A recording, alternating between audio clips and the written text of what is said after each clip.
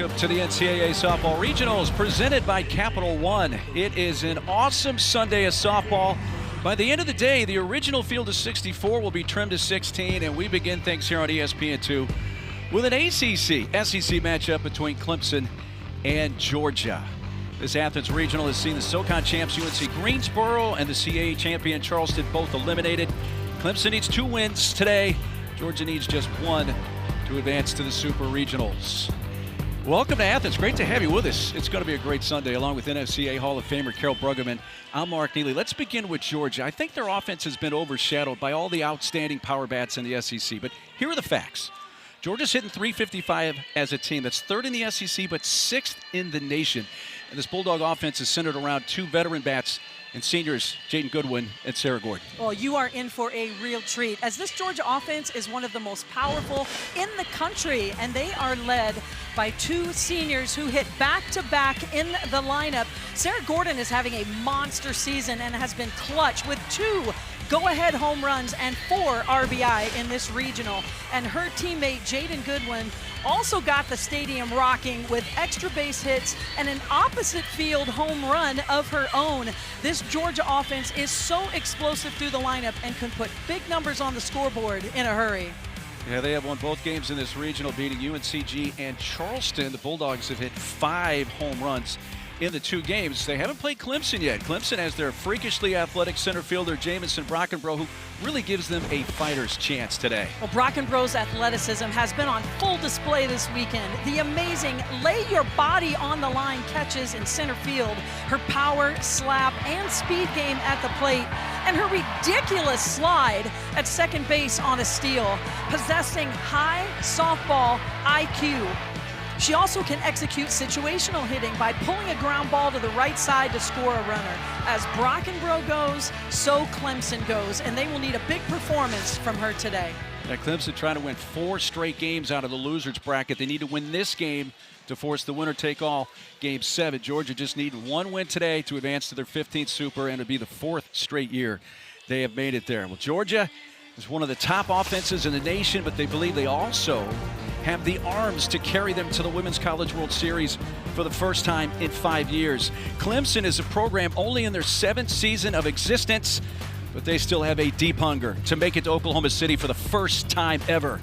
First pitch, Dogs. Clemson, straight ahead.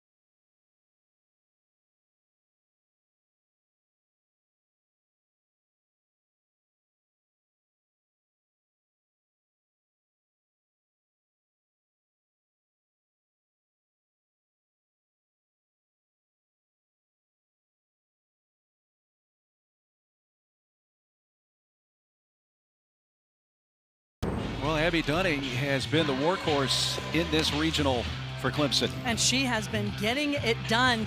Typically, an Achilles heel has been the free passes. Not here in Athens. She has had great command, working all parts of the strike zone, and she has been on fire. They're going to need a big performance from her today. She has been extremely busy. An injury to Sierra Manis, which we'll get into a little bit later, is causing this staff to be a little short, and they have called on Dunning, and she has delivered. She has been a warrior. 15 strikeouts in 15 innings. She is a power pitcher, going to heat it up in the upper 60s. You're going to see her work the upper half of the zone. A little bit of upspin on all of the pitches you see there. Rise ball, screwball, curveball. And the difference maker, she's added a changeup this season. Well, Georgia's considered the visiting team in this game. They keep their third base dugout, but they bat first here. Here is the Dogs starting lineup presented by Capital One. We mentioned the Goodwin-Gordon combination. They are deadly senior bats. And that's the pitch. The pitch right there from Abby Dunning. She has had command of her off-speed pitch this entire regional. Well, the drive from the Clemson campus here to Athens is less than 2 hours. So it's easy travel. There's a good number of Clemson fans. Obviously, they're outnumbered by the Georgia fans, but they are well represented, and they need 2 wins today. This is probably a matchup we anticipated seeing on day 2 on Saturday. It didn't happen when the Tigers got shut out 1-0 by UNCG in their first game on Friday. They've been trying to battle out of the losers bracket ever since. And what you saw there from Abby Dunning, don't panic. Yes. That happens from time to time. We talked a little bit about having some control issues. Sometimes she just lets it fly, but it hasn't come back to hurt her in this regional. Just missed, and the count is run full. And Kirsten Ruse leading off the game. Another one of the seniors leads the team with 15 home runs, batting at the top of the order.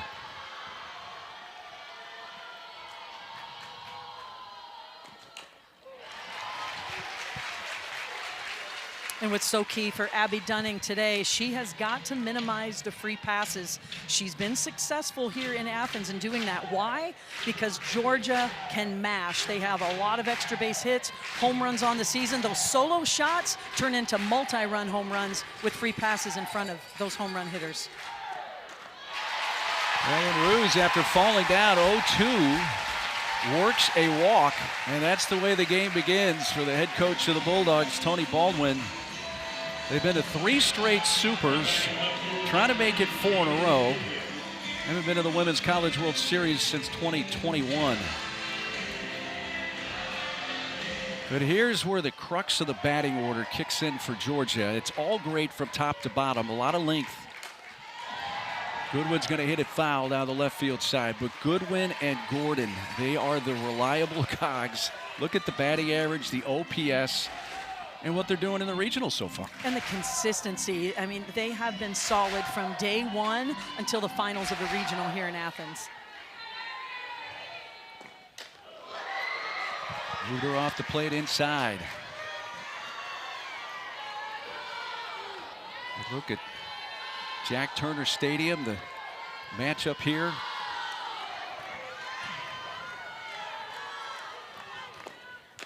Goes to her off-speed pitch, but floats it up and away. Well, and you might think, why isn't Georgia putting a runner in motion here? Well, that has not been their game this season. They come into this game just 14 stolen bases as a team on the season. They have relied on their ability to hit up and down the lineup, one of the best hitting teams in the country in terms of batting average, slugging percentage, scoring, and it's been a good formula for them, but that is not an area that Clemson needs to defend as much as usual against a high-scoring team. Well, the concern with Abby Dunning, threw 112 pitches in her first start, threw 109 last night. That ball's hit towards left center field. Ranging over, making the catch is Kylie Johnson. Got the sunglasses on. They try to get Ruse napping back at first, but she returns. She got a bit of a late break, but caught up to this in the alley. Seen some great outfield play. Great first step there from Johnson. Ruse being a little overly aggressive. You do want to get as far off as you can so that you can just get back. I don't know. Mac Pavese squeezes that ball. That could have been a double play. So they retired Goodwin, but now it's Sarah Gordon.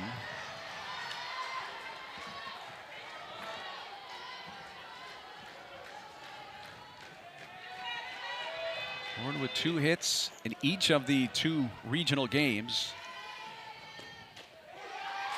And a home run. in each of the two games.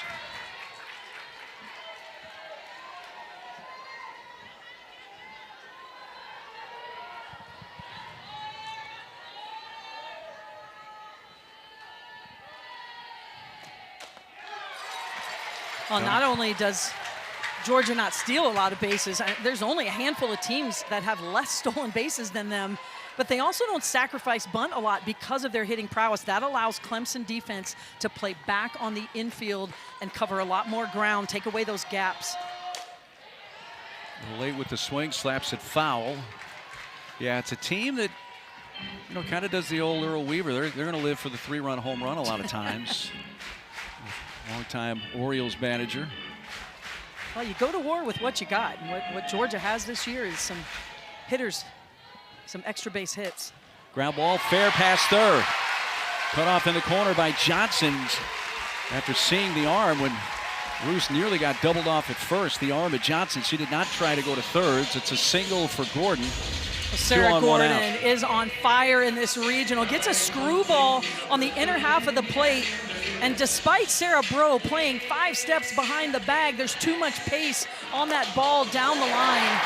And Georgia has a runner in scoring position here early.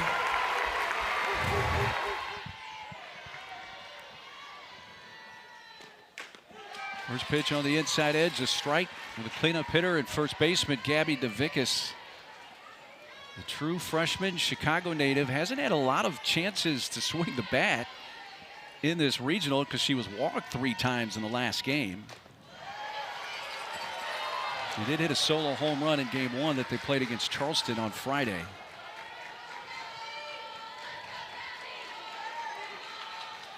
Couple of runners on. Roos and Gordon, 1 out.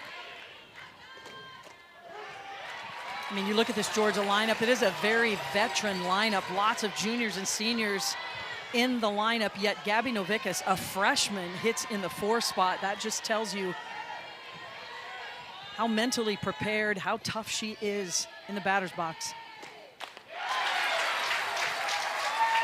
You hear the cheers from the Tiger fans here. A strikeout for Dunning as he fans DeVickus for the second out. Been so impressed with Abby Dunning in this regional. She's thrown a lot of pitches, a lot of innings, yet she's still able to show great command. It's a curveball breaking away from the barrel of Novickus for strike 3. Well, the DP, Tyler Ellison, that ball riding in on her. Aggressive on the first pitch, pulls it foul. Ellison, another one of the seniors, 4-year player for the Bulldogs. Picked up an RBI in the win over UNCG yesterday.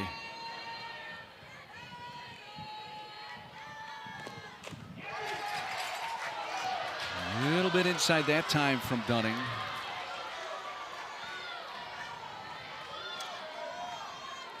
Fourth appearance in this regional for Abby Dunning.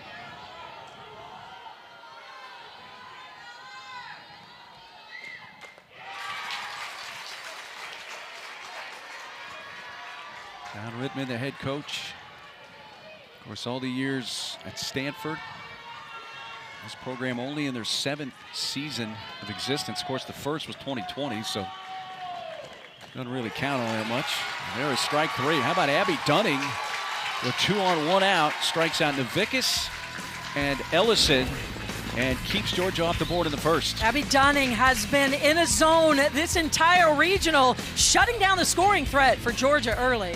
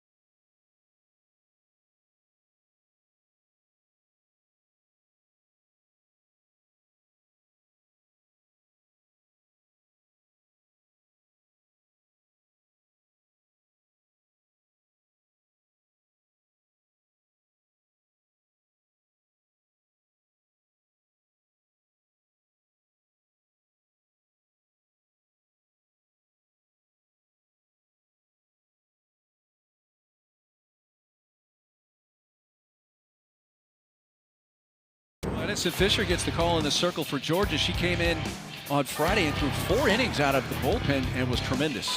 She had made the most of that opportunity, filling up the strike zone. She was unhittable.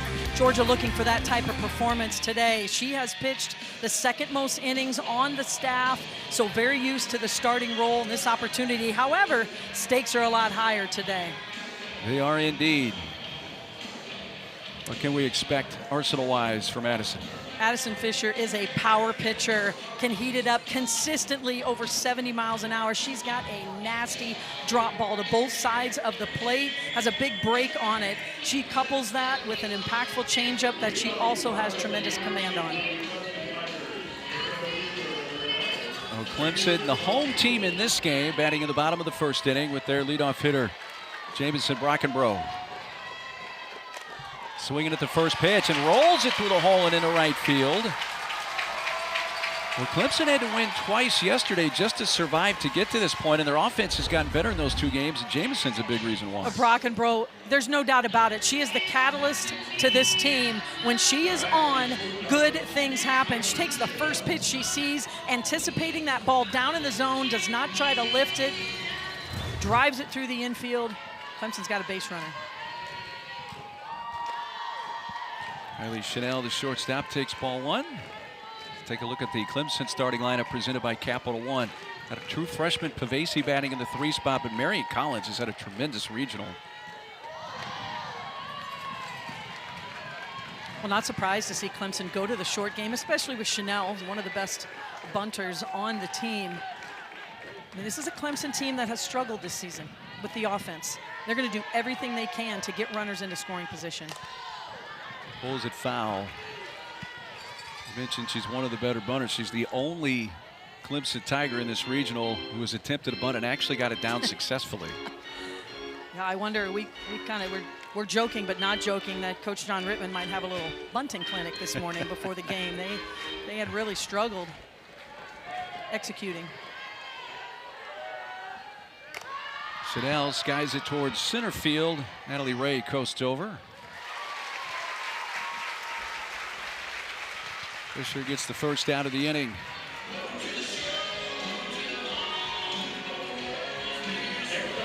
Good look at Jack Turner Stadium on this Sunday. Get a triple header rolling here on ESPN2. Tennessee, Virginia coming up after us. Texas Tech, Ole Miss after that. Big Sunday in college softball here. Glad you could share it with us. Brockenbrough at first, 1 out. The aforementioned freshman Mac Pavesi batting. Well, Clemson steals a lot more bases than Georgia does, but Georgia and Marissa Miller, she is the 2nd best in the SEC in terms of runners caught stealing. That really prevents Clemson. It gives them something to think about. You know, Clemson has nothing to lose here. I mean, they've got to not only win this one, but win 2 today. And what we have seen from the Clemson offense to really jumpstart them and get them going is putting runners in motion, a lot of hit and run, squeeze attempts. Hard liner right at the shortstop. Digby to first. Double play. Scorched by Pavesi, but it turns into a twin killing. Doesn't look like Clemson wants to challenge the inning over. The best way to take away the momentum. 1 pitch, 2 outs. Georgia, all the momentum.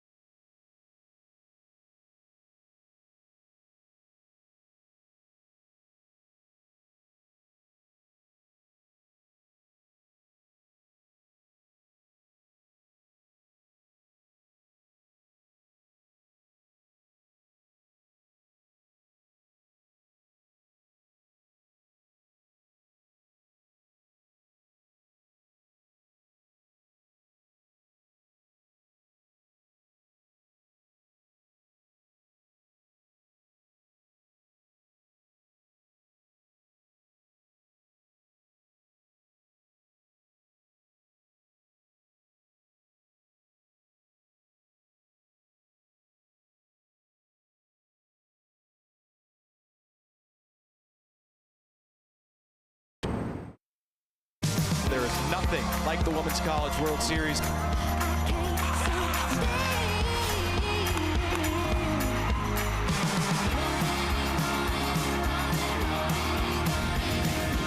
all starts on May 28th. We're down to 16 teams after today. After the Supers next weekend, we're down to 8. That's the 8th that head to the Women's College World Series. There's a look at the different programs. Clemson's only been around for 7 seasons. Keep in mind, year 1 was 2020, enough said.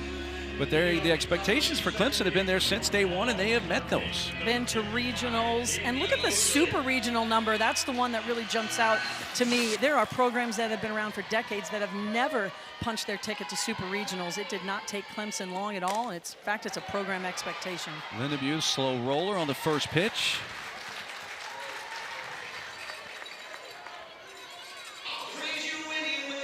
One pitch, 1 out for Abby Dunning. I think we're seeing both teams pretty aggressive here to start the game, Carol. You can't sit back on your heels. This is the regional final. We're down to 32 teams in the country. And the team that punches first, punches often, is able to punch back. I mean, those are so important items to possess. But being aggressive, I mean, that is one thing you can control. You see a pitch in the zone, really attacking it. You're seeing both pitchers work from ahead and counts. Fouled by Marissa Miller. Georgia catcher, we showed you the graphic of her defensive capabilities. She's thrown out 10 would-be base stealers this year. Let me put that in context. She's thrown out 50% of would-be base stealers. 30% is considered good. 50% off the charts good. And having only 20 steals attempted against you means you also have a reputation, and opponents don't try to run on you a lot. And it's a game changer. I mean, if you can take away one part of a team's offense, in that case, the stolen base, can make all the difference in the world. The 1-2 pitch to Miller.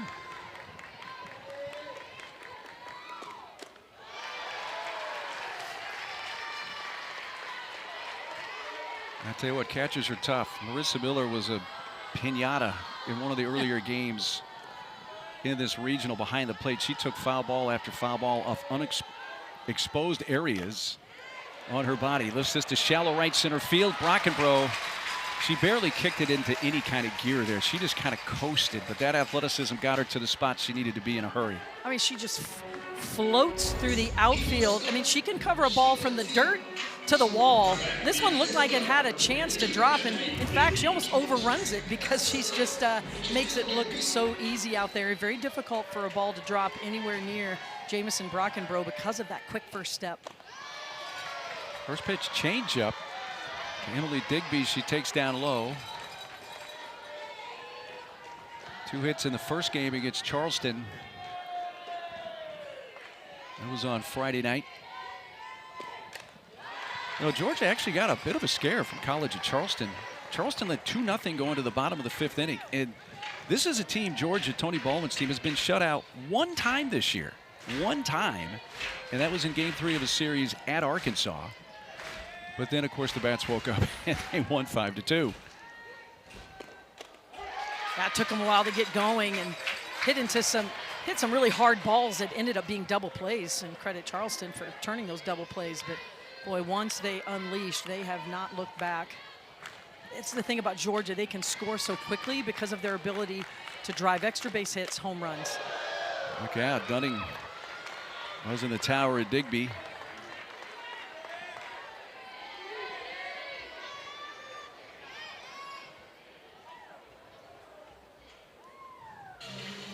Well, Abby Dunning does work quickly. And to her credit, I mean, if I'm Abby Dunning, I'm also trying to work from ahead and be efficient because of the pitch count. She's thrown a lot of pitches here. It's hot here today. Don't have 1 but 2 games. We mentioned it. Sierra Manis, you know, she's in a boot today, dealing with the injury. And Abby Dunning's really put this team on her back here in the regional. And what she does do when she works fast is she can get hitters, you know, out of position. And we've seen that a lot from Tony Baldwin in this regional. He'll call a timeout just to get the hitter settled down, but also to force the game to slow down a little bit. You see Sierra Manis wearing a boot, foot injury. That's why she's only pitched a 1/3 of an inning. She easily leads their staff in innings pitched, so her not being available is a big loss. That's huge. She really was the #1 pitcher the majority of this season, and she had a stretch there throughout March and early April. Well, she was just throwing shutdown softball. Inside ball 4. Digby comes back to work a walk. Dunning, by the way, we have her with 275 pitches that she has thrown so far in this regional. It's the 4th time she's pitched. But that's what Manis means to this staff. I mean, she threw 161 plus, and the whole rest of the team threw less than 200. Yeah, and was so impactful when she was in there. Multiple times she won awards, weekly awards. And that's what happens sometimes at this time of year. You deal with injuries. We've seen it out in Oregon. Lindsey Grine, the returning NFCA All-American, one of the best pitchers in the Big Ten in the country, was unavailable the entire regional, didn't throw a pitch. And that was very difficult for Oregon. They are now out of that regional. Natalie Ray checks swing right back to Abby Dunning, who makes the catch to retire the side. So a 2-out walk. Georgia stranded 3 base runners through an inning and a half. Georgia and Clemson are scoreless.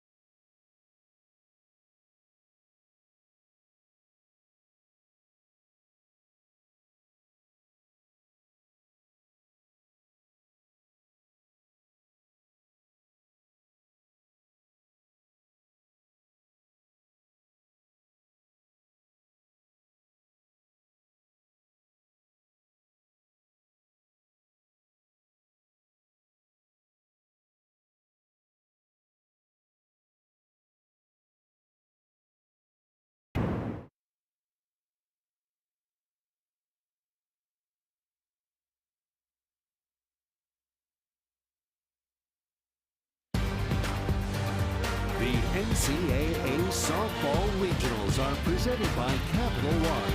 What's in your wallet? Clemson needs 2 wins to move on to the Supers. Georgia needs just 1. These 2 teams did meet early in the season, February 25th, here on this field. Clemson behind Sierra Manis's complete game. Run ruled Georgia 10-1. And even though that game was a long time ago, it was almost 3 months ago, both teams are different. What it does do is give Clemson a lot of confidence coming into this game. They know they are capable of beating Georgia on their home field. You know, it's not all that usual for Power 4 teams to meet that way. Usually they meet in the multi-team events like a Clearwater Invitational, but to have a one-off on the other's campus. But it speaks to the fact that, again, they're less than a 2-hour drive apart, the 2 campuses. Lacey Cintron, cleanup hitter.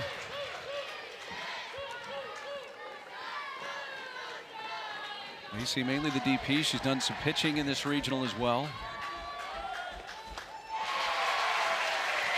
And a strikeout for Fisher. Well, the best way to neutralize a power hitter is throw it down and in on their hands. Really nothing Macy Cintron can do with this pitch. Look at that movement from Fisher. Just drops off the table. So consistent with that drop ball. Big strikeout. First of the game for Fisher. Brings up Marion Collins. Sophomore from the Atlanta area, Marietta, Georgia.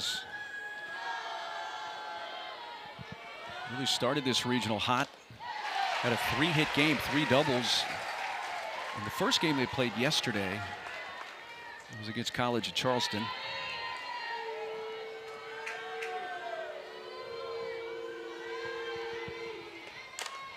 Sends that down the left field side. Jaden Goodwin maneuvers over and makes the play on the run. We'll make sure you don't miss a minute of the action from these softball regionals. Go to 7 Innings Live on your ESPN app. It'll take you to the best live action. You see every game, every big moment on the road to the Women's College World Series, only on the ESPN networks. Two quick outs for Fisher here in the bottom of the second inning. Sarah Bro jumping on the first pitch. I like the way Clemson is competing in this game. Defensively, offensively, staying aggressive. This was a team on the field a long time yesterday, Mark. They had to win 2 games, 2 elimination games. It was a very short night for them. But this is the time of year where you say, you know what? We get to play today. This is an opportunity. You focus on what you can control, and that's your grit, your competitiveness. I mean, this is why you practice in the preseason, non-conference season, those early mornings, long hitting sessions, pitching sessions. It's for this moment to be in the regional, and that's where your focus is, just to get out and compete. And we've seen that from Clemson so far today. Bro guides it left side, and the soft liner reeled in by the third baseman, Bailey Lindemuth. A quick inning there for Addison Fisher, who sets the side down in order. Well, the Georgia defense, they don't get enough credit. They're in the top 10 in the country in defense, making plays.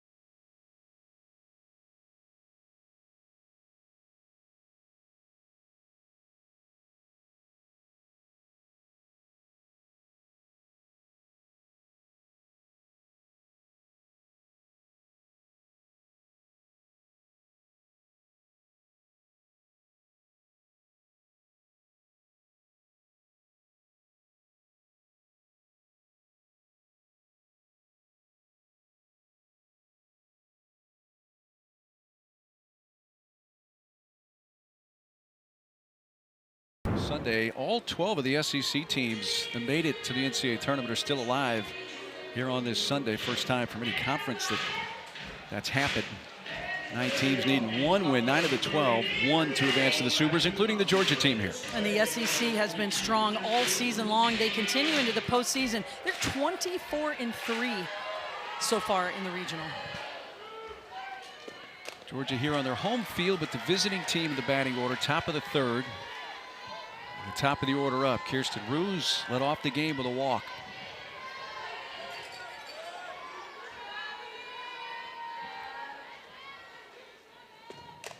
It's jammed and rolls it just foul down that left field side.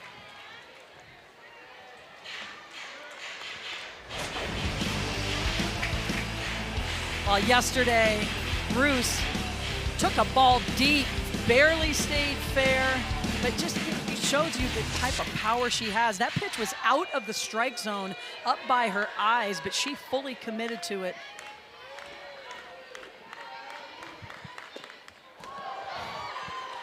You can replay what you said earlier. Remember what we said before? Yeah. Don't This panic. happens with Abby Dunning. I think some people would say effectively wild.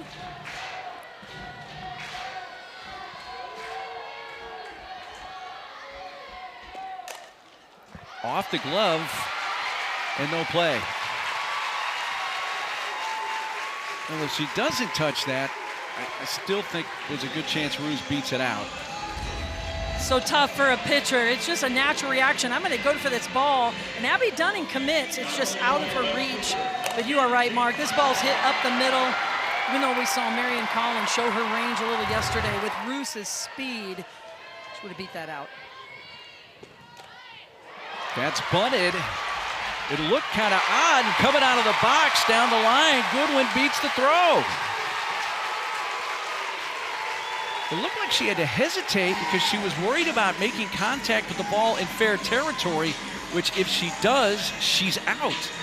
So it briefly delayed her exit from the batter's box. I mean, this is a rise ball up and in, and she stays committed to the bunt, keeps her barrel up high, really just shows you her athleticism by not getting hit by the ball. Not only did she not get hit, she's able to show you her barrel control, keeps her hands inside, the barrel high, angles down into the ground, and then lets her speed take over. Well, it's a base hit, but I will say she has 4 sack bunts. That's obviously not a sack, but it shows you that that's not out of character for her in that instance to lay a bunt down. No, she's truly a triple threat. Can bunt, slap, hit it over the fence. Just a dynamic offensive player. Now you have Gordon.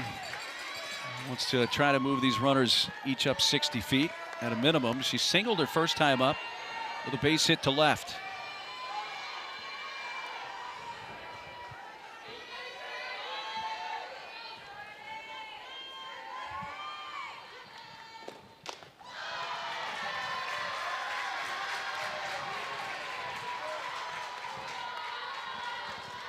Ruse and Goodwin on base. Nobody out here in the Georgia third inning. The scoreless game. And Georgia needs 1 win. Clemson needs 2 to advance to the Supers.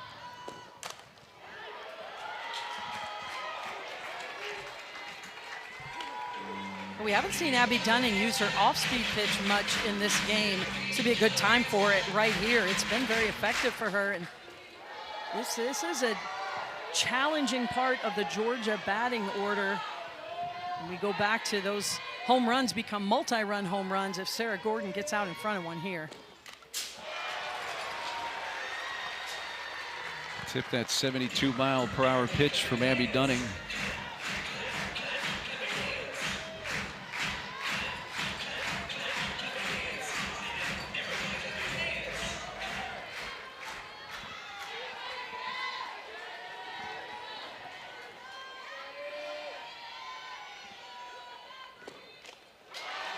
Another foul.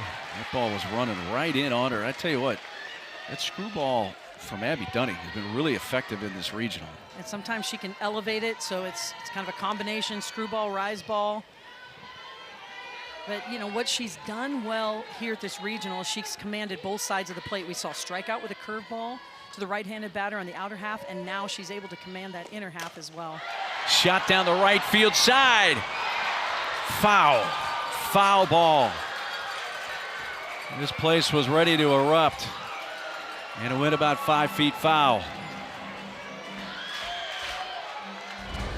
Well, Sarah Gordon, she has power to all fields. Look how close this was to one of those multiple run home runs.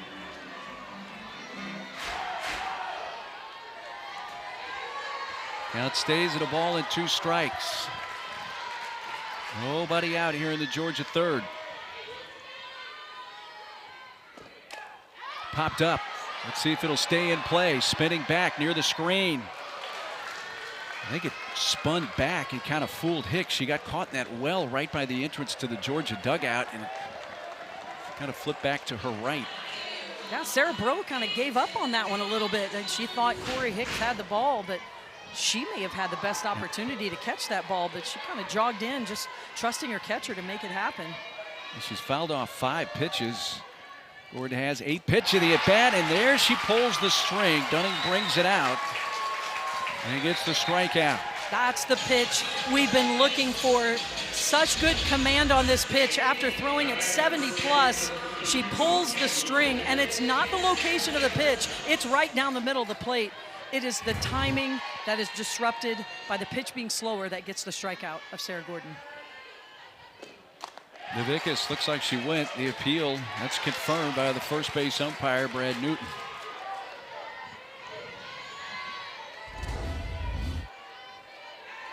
And you're watching the barrel. It certainly does go across the plane of the front of the plate.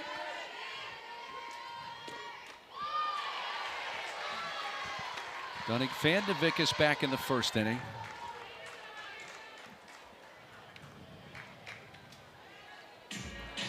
Clemson will chat, and so will Tony Baldwin with his current hitter and on-deck batter.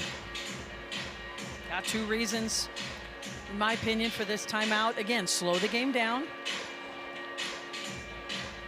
Or Coach Baldwin has seen something from the third base box that he's noticing from Abby Dunning and wants to give that information to his hitters. Coach Baldwin talks a lot about data, not damage. When you don't perform well or your team loses a game, let's use that as data. Now we have more information. Let's not let that damage us or our season. And that is a motto that Georgia has really embraced and used to their advantage this season. And you can put it on a t-shirt. I'd buy one. Data not damage. That's a strike on the inside corner. It's always interesting year after year when we go to so many campuses, so many coaches, how they have to kind of reinvent themselves year to year. Give a program motto.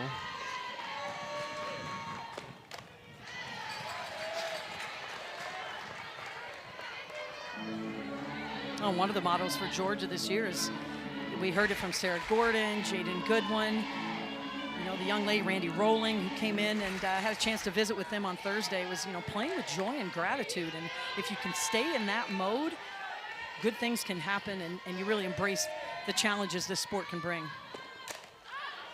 Floated out to shortstop, backing up onto the outfield grass. Kylie Chanel. She hauls in the second out. Boy, 2 huge outs for Abby Dunning and the Clemson defense, retiring the 3 and 4 hitter and leaving the first 2 leadoff batters right where they started. Now Kyle Jamison, the pitching coach, comes out. You know, we mentioned the fact that Dunning's now pitching in her 4th game of this regional, which obviously the number of pitches she has thrown is a story in this game. But another story, we threw up the weather conditions earlier. It's by far the warmest day of the 3. It's gotten up into the mid-80s. Especially the first day, felt like spring. A little warmer yesterday, but today 84. The humidity, though, is at 54%. The humidity was almost non-existent the first 2 days. So the weather is more of a challenge here today, and especially for a pitcher, I would assume.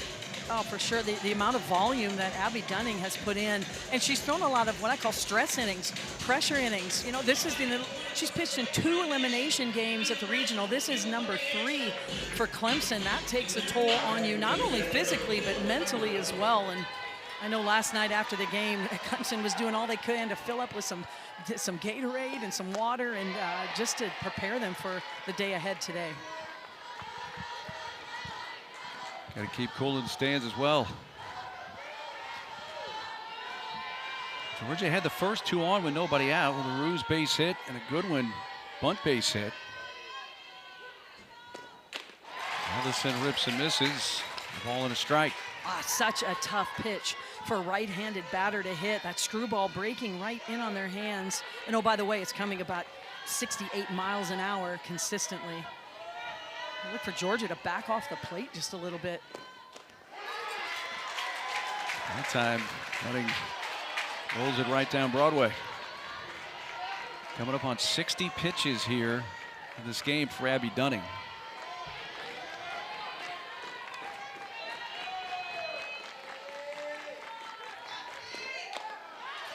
Tried to paint that outside corner. Not a bad pitch on 1-2, and that evens it up. The other thing it does for the Clemson defense, when you see a pitcher like Abby Dunning giving it her all, pitch after pitch, I mean, it just motivates your team to play hard behind her. That pitch right there was Dunning's 300th pitch of the regional. It strikes out Ellison, and Georgia leaves 2 more. Abby Dunning is being a leader in the circle for Clemson, firing on all cylinders, shutting down this Georgia offense.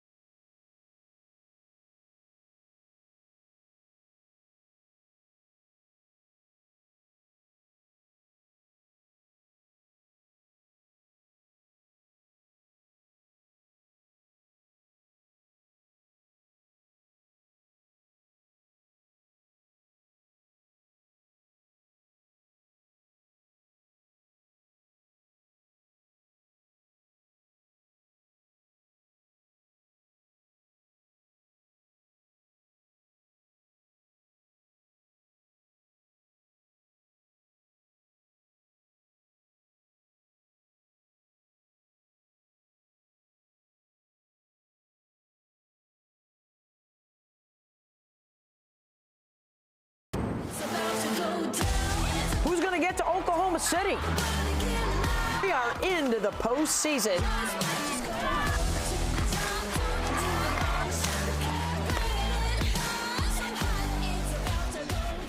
Well, to make it to Oklahoma City, first you need to make it to the Super Regional round out of the opening weekend. This regional meets up with the Knoxville Regional, so the winner here will face either Tennessee or UVA. Tennessee needing just 1 win today. They come up after us here on ESPN2. And how about Virginia literally fighting their way into the finals today? They've had some long games, extra inning games. They find themselves right where they want to be. Clemson batting bottom of the 3rd. A scoreless game. Again, Clemson needs 2 wins. Georgia needs 1 to advance the Supers. Nick's fouling it deep, but well out of play. Right now, the story of this game is Georgia's missed opportunities. They have stranded 5 runners on base through their 3 times up. Clemson's only had 1 base runner. That was Brockenbrough, got doubled off. So Fisher's faced the minimum 6 hitters through 2 innings, and she's now ahead of Hicks at 0-2.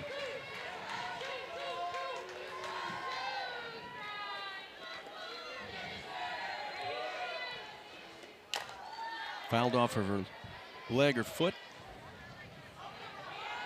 Well, you might think if I'm a hitter facing Addison Fisher, she throws 70% drop balls.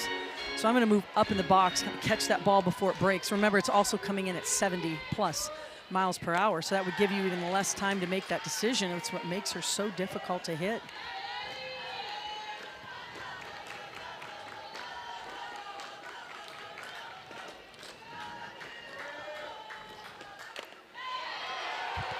Held the swing. The Tiger fans in the crowd thought it should have been a called strike, but it was up. 2 balls, 2 strikes. And Hicks lines it to left.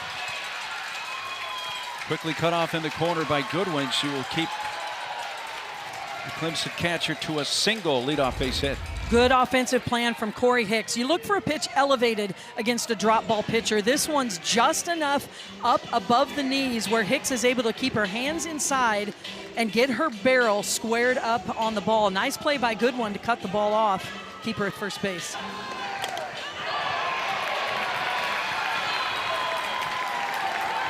A leadoff base hit for Hicks. Her 2nd hit of the regional.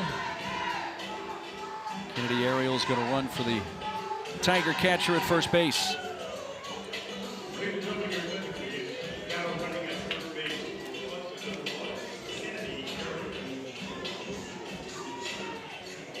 So you can run for a base runner one time. I'm sure Hicks will re-enter in the bottom of the inning.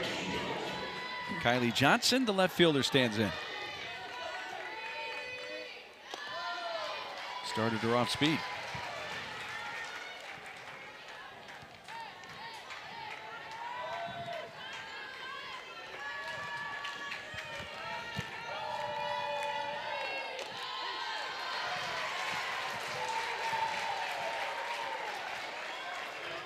Coach Rittman is, reminding Kylie Johnson there, hey, let's pick a side.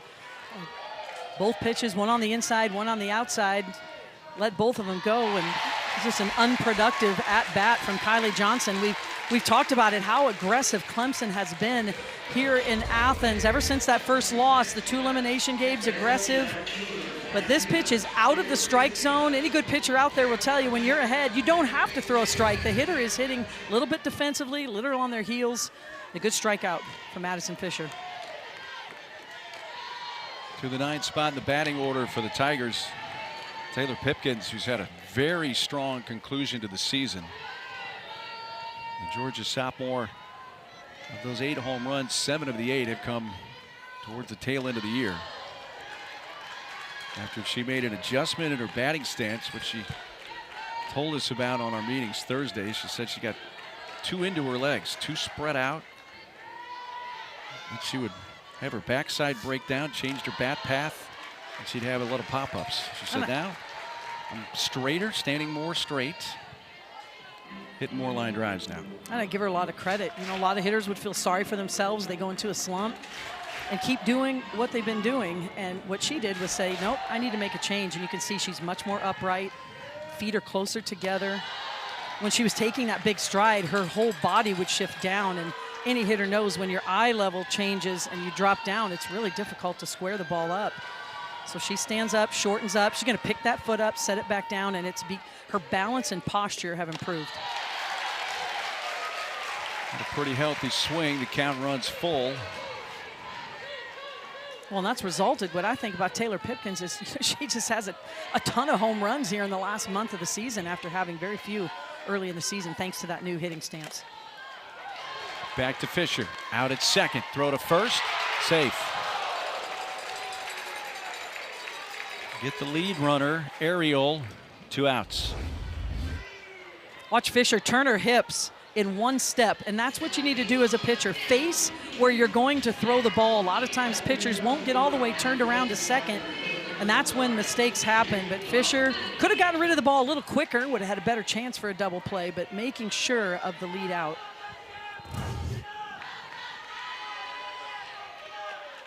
Yeah, if she gets rid of that just a eyelash quicker, because it was bang bang at first base.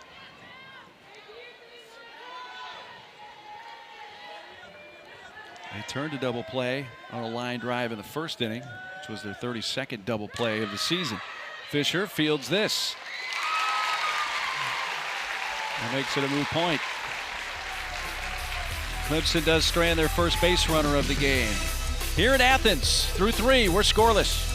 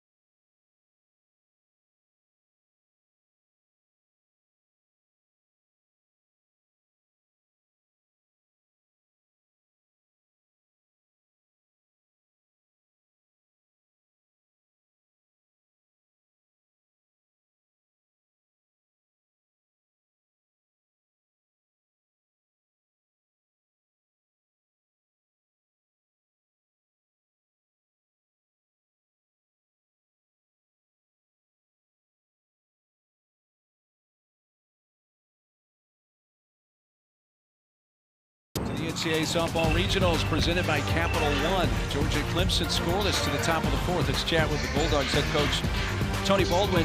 You guys have had some chances in this game. Abby Dunning has pitched a ton in this regional for Clemson. What do you see? What do you want to see different, if anything, from your offense against her?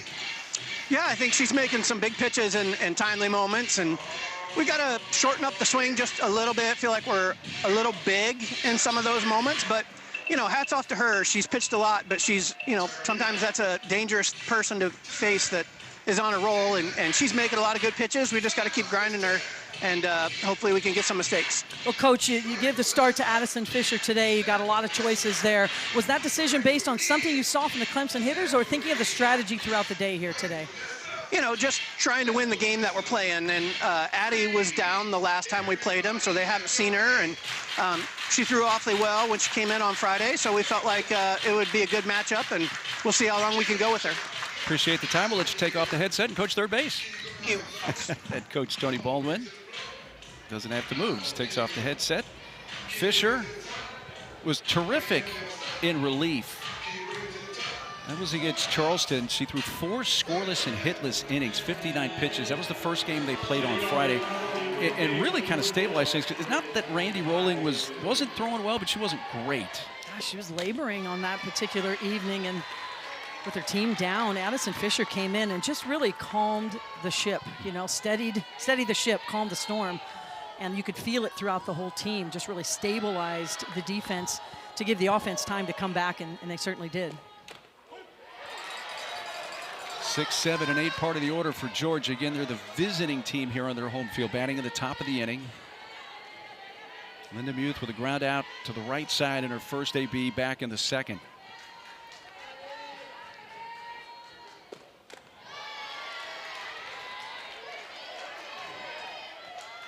You know, in this day and age of pitch by committee, and most teams do, I mean, almost every team does, you're getting a look at Abby Dunning. We're going old school today, and old school this weekend with Clemson. She is the one.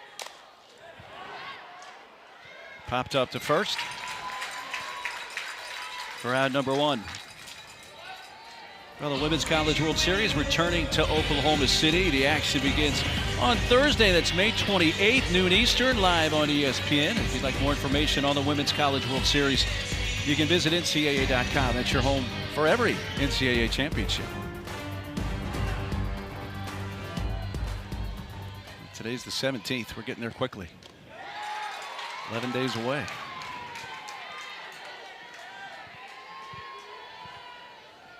Strike 1 to Marissa Miller.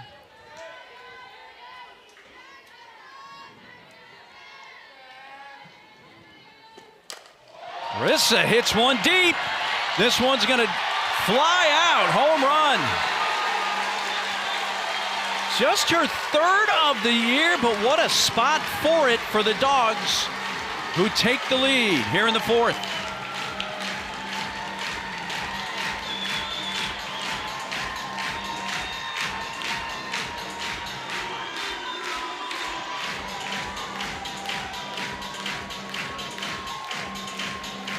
One of the most unlikely home run hitters on the team gets a pitch elevated in the zone, and she keeps her hands high and elevates the ball out of the park. Fully commits to hitting a pitch up and slightly out of the zone. And this is what Georgia does. They can explode in a hurry. They can score in a hurry. 6th home run of the regional, in this their 3rd game for the Bulldogs.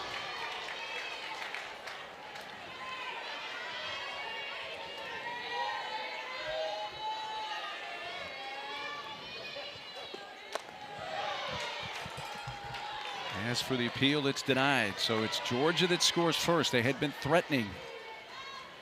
When you hit a home run, you get the start. We've seen a lot of those here in Athens this weekend. We have indeed. 6th home run, 5 different players.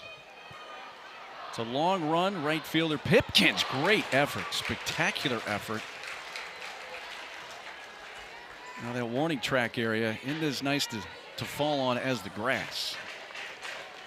It didn't. She wasn't shy, though. And there's a lot of foul ball territory here in Athens, so she could get a full head of steam up going into that dive. Doesn't get any better than that. The ball's just out of her reach. Times her jump perfectly, keeps her glove open. The outfield play in general at this regional has been outstanding.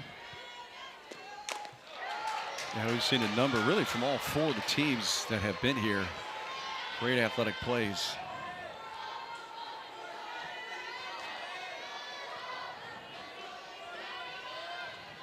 Two-two count on Digby. Emily bounces it towards the middle. Collins tried a backhand stab at Karim Brockenbrough's throw late. Digby legs out 2 bases on that. And that's a double. I would have liked to seen Kylie Johnson, the left fielder, come over a little quicker. Brockenbrough's going to field the ball, and once it changes direction, look how late Johnson is at getting there. If she's backing that play up, heading toward the ball a little more aggressively, she's going to be able to pick that up and keep Digby at first base. Every play matters. Every defender has somewhere to be at all times. It's always ball first, base second, and the ball in that situation, Kylie Johnson got caught watching a little bit. Digby's 10th double of the season. He just followed up the Miller home run.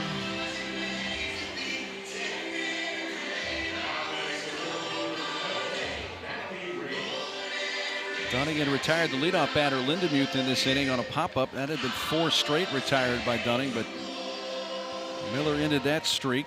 Now here's Ray, who had a soft liner back to Dunning a couple innings ago in his lone at bat.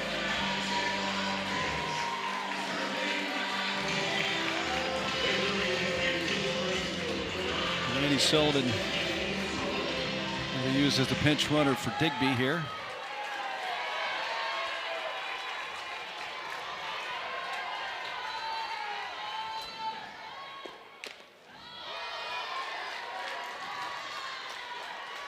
They actually have now scored that a single and an E4, which I don't agree with at all. Collins is trying to make a moving backhand stab on that. And it can't be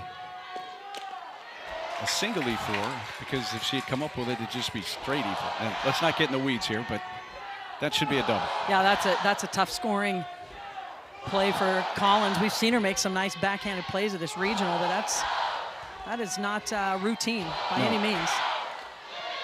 Regardless, Digby and now the pinch runner Sullivan at second base. Still only 1 out. Well, that was great base running. You're going to look at Sullivan, the pinch runner, but Digby, just good heads-up base running, taking the extra 60 feet. That's what it takes to win a championship here on Sunday. The extra 60 feet, making a big pitch when it matters, the 2-out clutch hitting, being solid on defense. Every play matters. The margin of difference between these teams playing on Sunday, there's only 32 left in the entire country. It's so slim. You have to be the aggressor. Out to center field, Brockenbrough lines it up. Sullivan's going to draw a throw, and a good throw from Brockenbrough to third base. Activity in the bullpen going.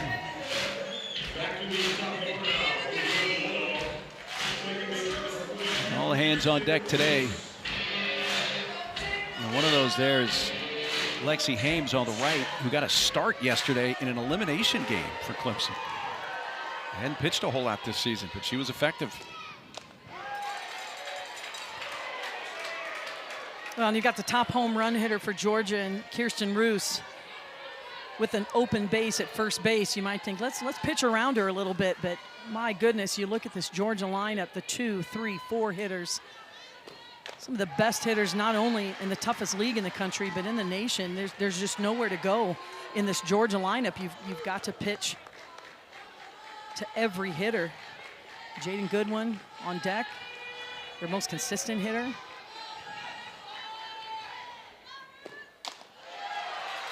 You know, we mentioned it at the top of the show. Georgia as a team is hitting .355 coming in today.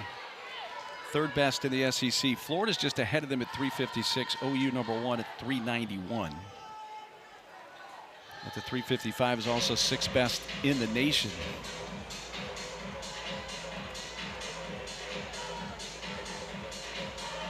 Now the catcher Hicks needs time to go to the dugout for a moment. Chanel, the shortstop, chatting with Dunning in the meantime. Yeah, I think Dunning needed a moment there as well. Really wanted that pitch. It was a very competitive pitch right on the corner. And let's face it, she's put her arm in a circle as she continues to in the circle a lot of times in this regional. And when she's getting a pitch close to that zone, of course, from a mental standpoint, she wants that call. Gets one there. 2-2.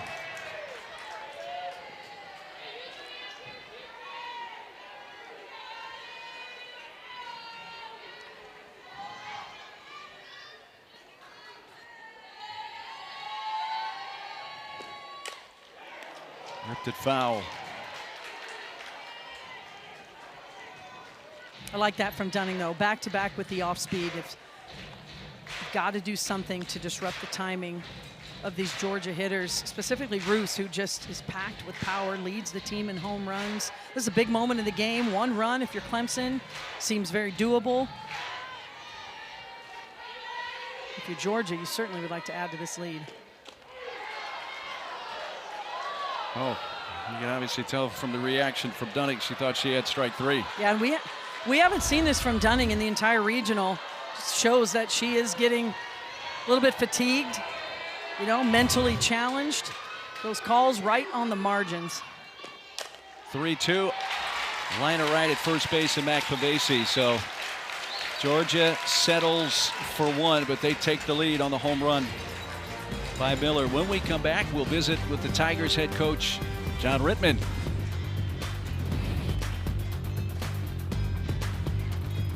Miller hitting one out. We're scoreless no more. 1-0 Georgia.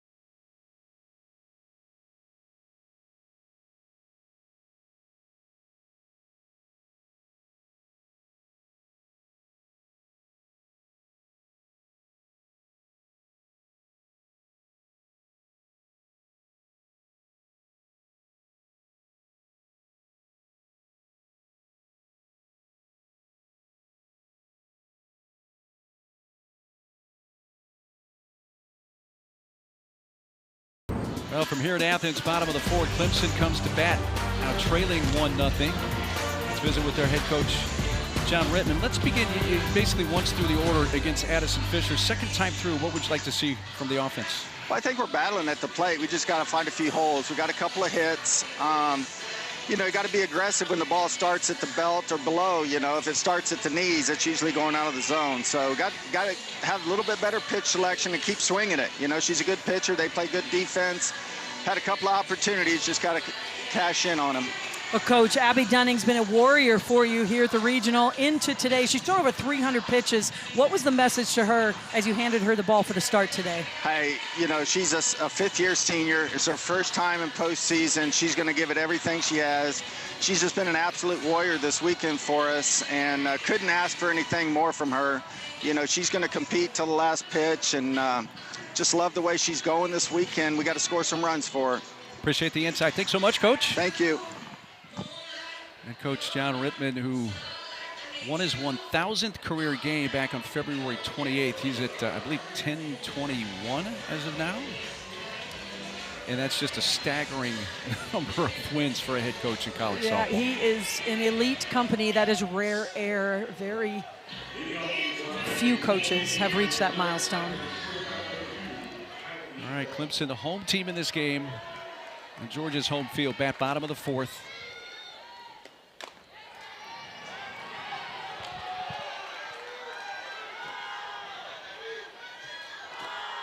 Kylie Chanel leads off. It's the 2, 3, and 4 batters for the Tigers. Lost the bat. Did we mention it's humid here today? It is 54% humidity, which is getting up there. The humidity hadn't really been an issue. Definitely wasn't day one on Friday. A little more yesterday, but today it's feels like summertime.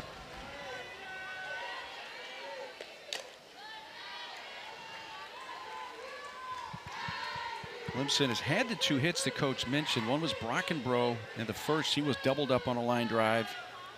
Hicks had a base hit, but they haven't had a runner reach second base yet. But Chanel feeling that last swing. And Addison Fisher's had a lot to do with this stifling the Clemson offense. And I don't feel like the Georgia defense gets enough credit. This is a team that is 6th in the country in defensive fielding percentage. For a good portion of the season, they were #1. And they also are in the top 15 in terms of turning double plays. So even if you get a runner on, they are so good at making the next play, making those routine plays. Coach JT D'Amico really leads the defense for Georgia. Such attention to detail. Shortstop and Digby. Emily fires a strike to first to retire her counterpart, Kylie Chanel. Fisher records the first out.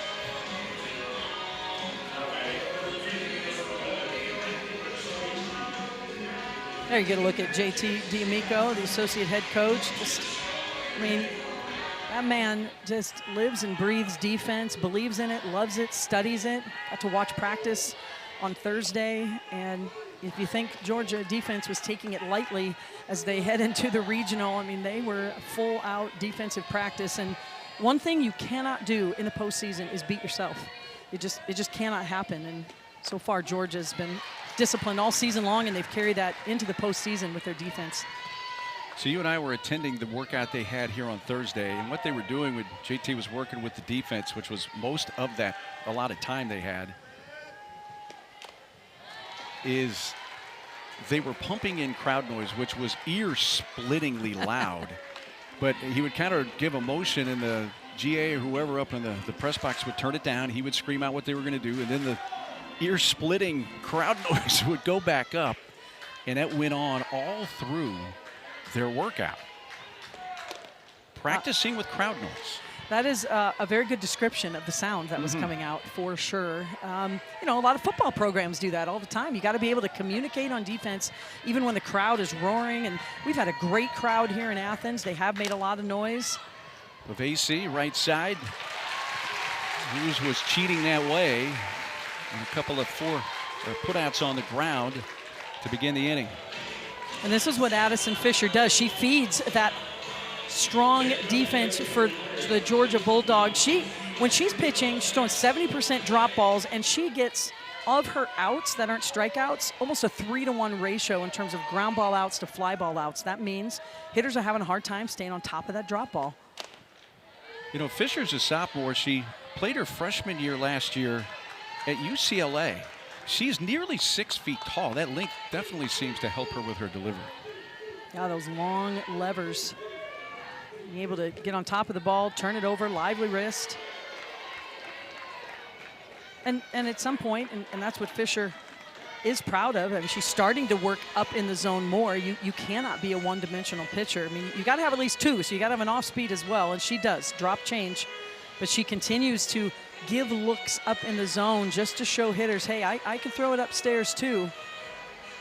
But so far today, she has not had to rely on that a lot because she's been able to feed the defense with those ground ball outs. You know, Fisher, we mentioned she played at UCLA last year. She was a top 10 finalist for the NFCA Freshman of the Year. what she has done this year in her first year with Georgia. Let me give you a few examples. In April, complete game win against Texas, 7 innings, 2 runs. I mean, she's somebody that they can depend on in a lot of different roles. She's getting an assignment here in a big spot. And sometimes you see a pitcher throw over 70, they're going to have double-digit strikeouts. Not Fisher. She averages 5 a game. But that's not really her game. Her game is to get some missed hits since the ball is in the bottom of the zone a little bit more. And Clemson draws a 2-out walk. Yeah, first walk allowed by Fisher. 4-pitch free pass. Macy Cintron. Now the lineup card out for head coach John Rittman. He's going to run for his DP here. And he selects Sarah Rachelo to run at first base.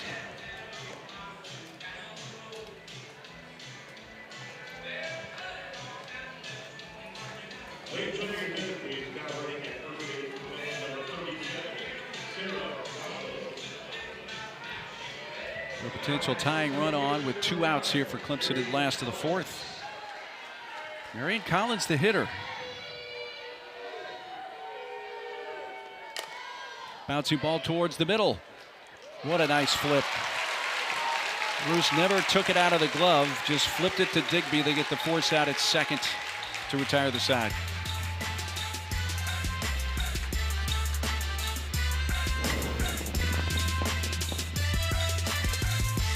This defense for Georgia has been solid all season long. Flash in the leather for the out.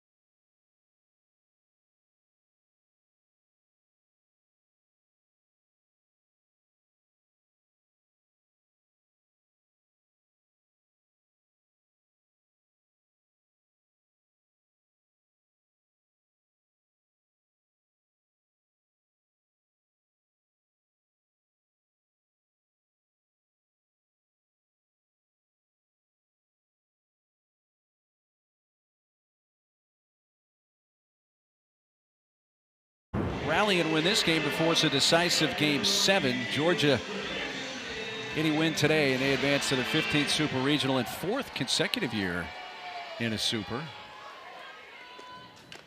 Got a number of games going on about where we are. Some teams trying to be the first to clinch a Super Regional berth today. 2, 3, and 4 for Georgia. Goodwin takes inside. A 3rd time through the lineup now for Georgia. They've taken in a lot of information on Abby Dunning, how she's going to work them, see what adjustments can be made. Appeal down to 3rd, no swing.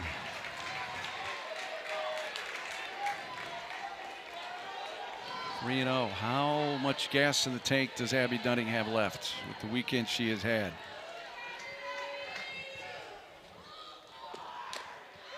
And that's a 4-pitch walk to Goodwin. Well, don't miss the NWSL tonight here on ESPN2 as Portland will go head-to-head with Angel City. Kickoff is set for 6 Eastern. You can watch it live here on ESPN2. You can also stream that match on your ESPN app.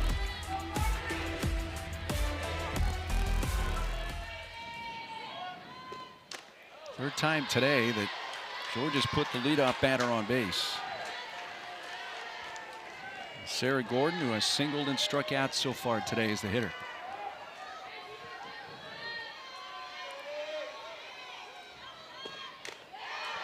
Just watching and reading these pitches from Dunning, she looks like she's getting pretty gassed out there. And Clemson's got to be careful with this part of the order up right now, not to lose control of this game. We saw it last inning, kind of wishing and hoping and wanting for those calls that were really close on the margins. And that's when you know we really haven't seen this from Abby Dunning. Her team taking a timeout for her just to give her a moment. She's fallen behind on the last 2 batters. Something she did at the start of this game was work from ahead. And when she works from ahead, she can bring in that off-speed pitch. And there you get a look at what she's been doing. She's been the pitcher for Clemson outside of a very few innings. High strikeout numbers through the first 3 games. Still has 4 here today, but it has been more of a labored effort, there's no doubt. When we chatted with Coach Rittman, he mentioned that Dunning's playing in the postseason for the first time. She played 4 years at Boston College, was their ace for a long time, never had the opportunity to play in the NCAA tournament. She's gotten that this year, and she's a heavy contributor, but right now just can't find the zone. That's back-to-back 4-pitch walks, and a decision here for Clemson. Yeah, and John Rittman's got the lineup card out. It looks like they're going to have to make a move here. Now, keep in mind, she's the starting pitcher, so if she goes, sits down, it may not be the ideal, but she can return to this game. If they're going to make the pitching change, and Lexi Hames, who got a start yesterday in an elimination game, is going to come in relief.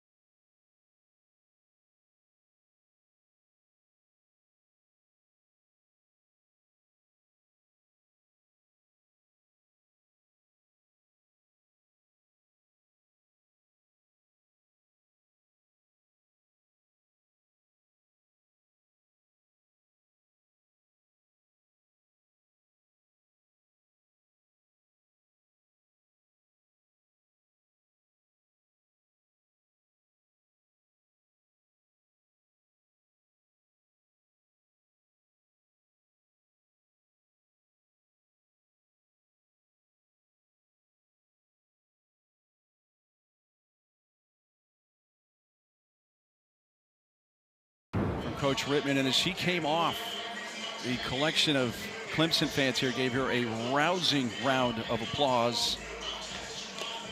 And she has been, as you mentioned earlier, she's been the warrior for them this weekend here at Athens. Clemson has not been able to pitch by committee with the injury to Sierra Manis, and Abby Dunning has given it her all. She has literally pitched Clemson into this regional final. You can tell the fatigue has set in. She's going to turn the ball over to her teammate. And hands that to Lexi Hames, who in their first game of the day yesterday in elimination game was the starting pitcher. That told us a lot right there yesterday, Carol. That told us a lot because coming into the game yesterday, she had only pitched 23 innings on the season, yet she was the starter in the elimination game, just really trying to give Abby Dunning a few less innings in that game. It worked to perfection for Clemson last night. And she was impactful. She is She's a strikeout pitcher. She's got good, what I call just rip on the ball. I mean, she's not a real spinny pitcher, but she does have great movement on the ball and throws it very hard. In the mid-60s, a rise ball, curveball combination, does have that ripped elite spin and also complements that with an off-speed pitch. Ames inherits 2 runners on base, nobody out. Georgia leading 1-0. Top of the 5th, cleanup hitter Gabby Navikas at the plate. Goodwin and Gordon on base for the Dogs.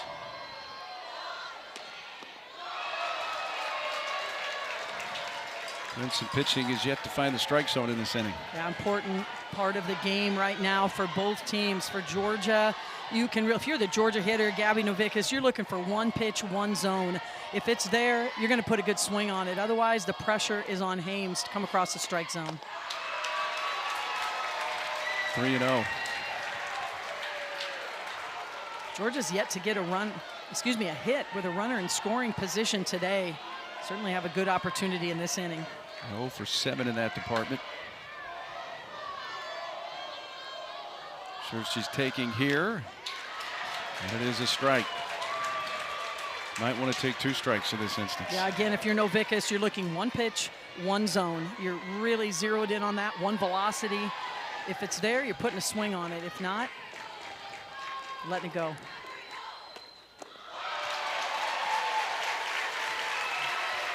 Clemson has walked the bases loaded here in the 5th. Danger time for the Tigers. Again, Georgia, all they need is 1 win, and they win the regional and advance to the Supers to face the winner of the Knoxville Regional.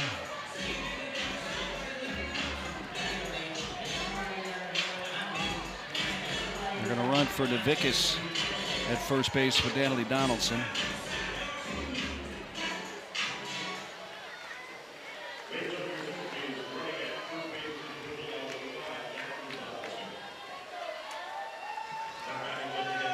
All right, they're loaded for the DP. Tyler Ellison, a chance here for Georgia. Blow this thing open. Bases loaded, nobody out. Infield in tight, back to the screen, and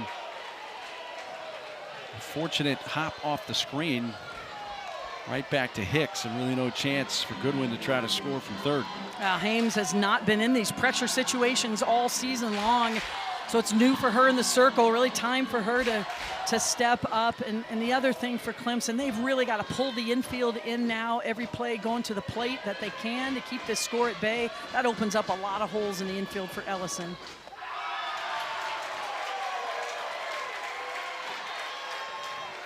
And if I'm Lexi Hames right now, struggling to find the strike zone, you got to go with your best pitch. You know, forget about what the best pitch to hit is for Ellison. You've got to go with your best pitch to throw for a strike.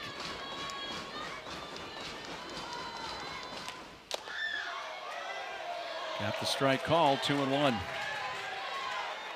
And it's that curveball. That's her bread and butter.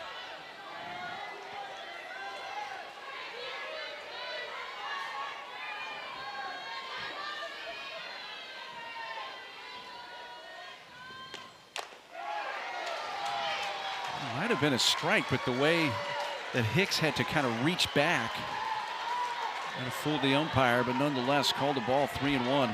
Yeah, Hicks was a little crossed up. That pitch was supposed to be on the inner half. It's on the outer half. And a walk in, a run. 4 consecutive walks. And the wheels starting to come off here for Clemson. Only down 2-0 still, but they've got to get something going right in a hurry. Bases loaded walk to Ellison at her 46th RBI, and that's going to bring in another change for the Tigers. AC Cintron, who's the DP in this game, is going to come in and take over in the circle.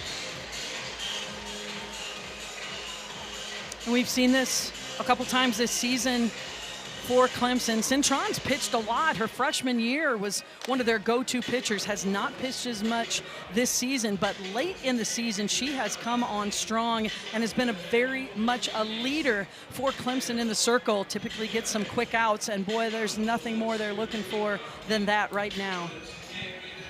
Again, Sierra Manis, who did pitch a third of an inning in this regional, but has had a foot injury, is in a boot. She obviously appears to be unavailable. So Cintron is the next choice here. And the leash on Hames was 2 batters, and now they're going to put a lot of weight here on Cintron to keep this somewhat within reach. Yeah, and she's going to throw in the upper 60s with a curveball, drop ball combination. Also can work a changeup for a strike on both sides. Not a big strikeout pitcher, doesn't have that elite spin, but what she does have is this high level of competitiveness and leadership in the circle. And right now, that is the most important thing for a Clemson pitcher, to throw some moving strikes through the zone. 4 walks against this high-powered Georgia offense is not a good recipe for success. Bailey Lindemuth, the hitter. 4 straight walks to begin the inning. 2-0 Georgia. First pitch is a strike. Infield staying in, so the way the Clemson defense is set up, they're wanting to get an out at the plate first. I mean, this game is getting late, and Clemson has yet to score a run. They've got to keep the score at bay. I like this defense for Clemson, cutting the run off at the plate. But they've got a long ways to go. No outs in the inning for Georgia. Flips up the off-speed pitch. And you got to give Georgia a lot of credit, Mark. This is a team that loves to hit.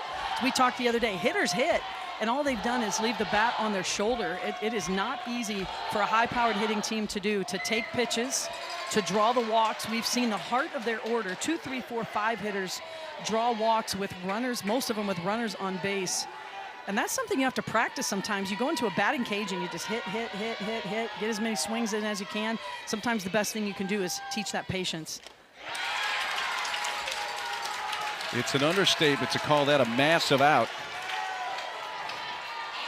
They get a strikeout of Lindemuth. Marissa Miller, all she did in her last at bat was change the scoreboard, give Georgia the lead. Miller bats here. She swings and hits in the air to shallow right center field. Coming on, catch made. Tagging from third. The throw's going to go to third base. Scoring is Gordon. It's Donaldson, the pinch runner, going from second to third. That probably was a really good decision by Pipkins to go to third base and not try to go home. That was a great catch, first of all. They're playing deep. This is the power part of the Georgia lineup. Pipkins comes a long way, and look where her momentum is going. It is going toward third base anyway. She would have no shot at throwing out the base runner at home. Still had a good shot there at third. Most importantly for Clemson, another out on the board, trying to stop the damage in this inning.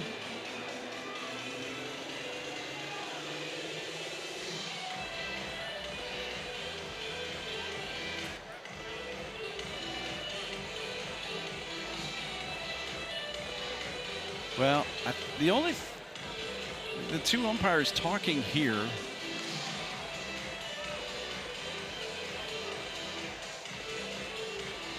Now the plate umpire, that's Steve Gould, kind of said something, I think, towards John Rittman.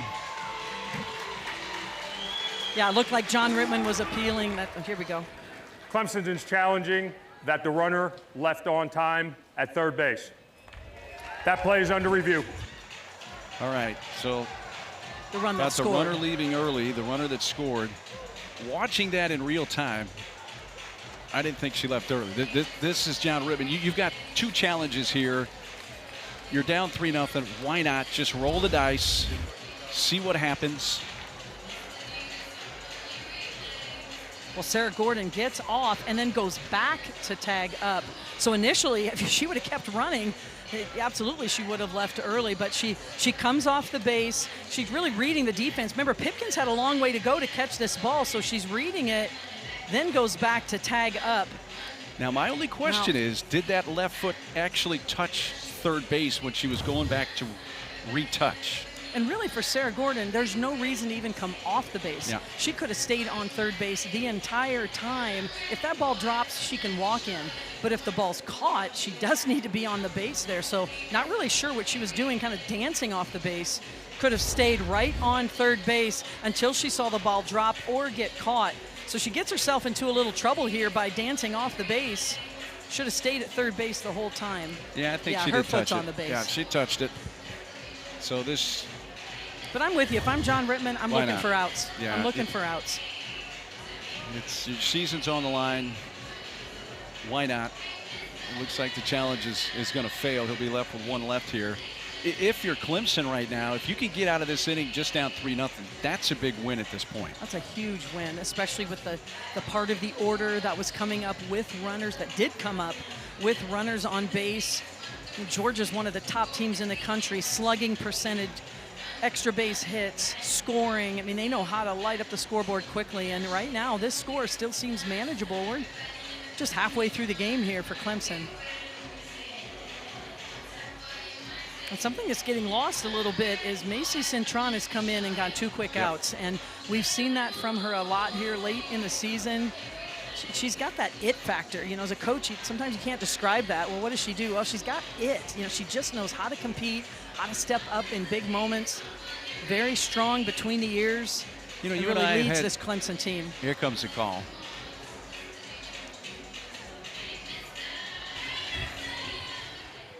After review, the runner left on time. That is Clemson's first challenge. Not as expected. Call is confirmed. So it's a 3-0 lead. Worth a challenge. Why not? One left for Clemson. We got Emily Digby coming up, who has walked and doubled. You were talking about Macy Cintron. We've had a chance to visit with her through the years. I call her just a low heart rate person. She never seems like she gets flustered. Yet she's competitive as all get out. You know, you can just see it. And she's the one the team turns to in the circle. And she's kind of leading the charge with the message in the dugout. Her changeup that is going to allow the trailing runner to advance.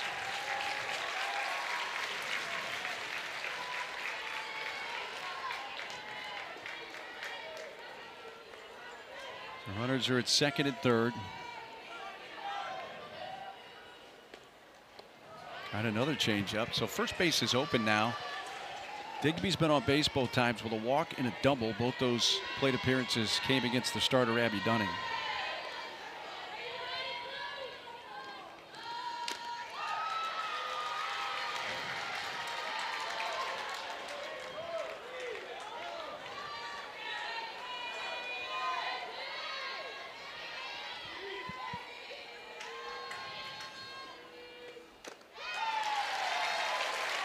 If you're Clemson, no damage done there. It does reload the bases. But it brings up the 9-hole hitter for Georgia, Natalie Ray, who began today hitting .390. And Mark, we don't have a hit in this inning. We have 5 walks, a strikeout and a fly out, and it's been a long inning for Clemson, yet here they are. They can still get out of this inning, limiting the damage. Yeah, they've issued 5 walks in this inning. 2 by Dunning, 2 by Hames, now 1 by Cintron. And you gotta look there at the infield. Now with 2 outs, the infield can play back. Brackenbrough playing slightly shifted over to the left field side, but now you have a chance to get an out at every base and really broaden your range in the infield. Perfect pitch there from Cintron on the outside corner, and it's 1-2.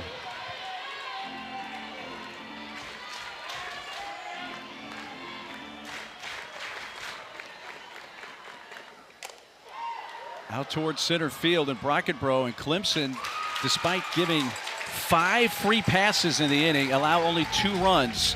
Still manageable. It wasn't catastrophic. 3-0 Georgia.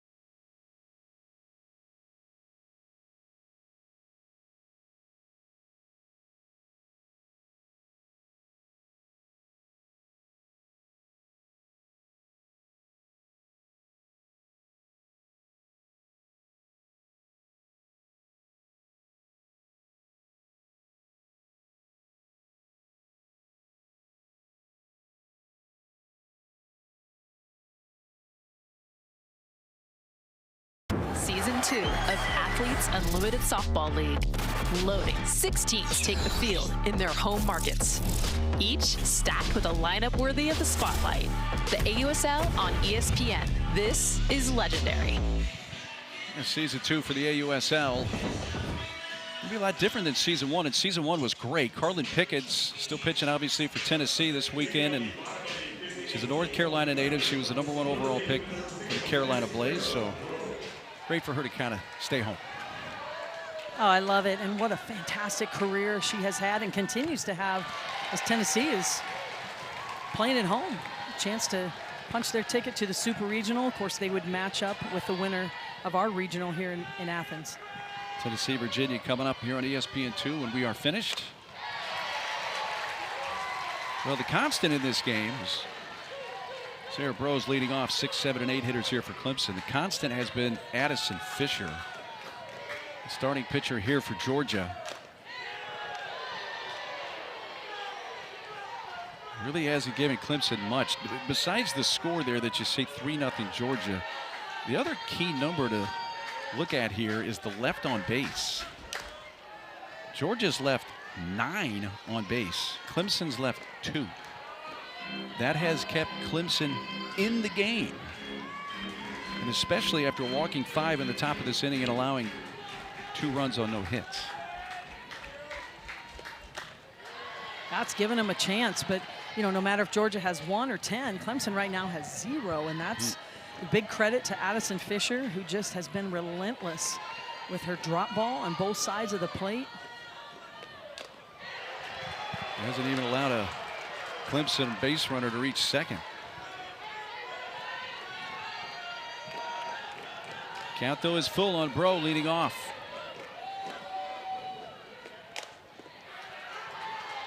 Well, you talked about Fisher not allowing a runner to get to second base. That helps that defense out a lot. We've talked a lot about Georgia's defense and how strong they are this season, top 10 in the country in defensive fielding percentage. But what can get lost sometimes is that defense starts right there. It starts in the circle. You've got to have a pitcher that can control hitters. We're seeing that today with Addison Fisher. That's the second walk she has allowed. Well, ESPN is the home of MLB.TV. You can stream every out-of-market game live or on demand using the ESPN app. Blackout and other restrictions apply. For more information, go to ESPN.com/MLBTV. It is the 3rd time in the game that Clemson's put the leadoff batter on base. They just haven't been able to really add from there. Corey Hicks reached leading off the 3rd inning with a base hit.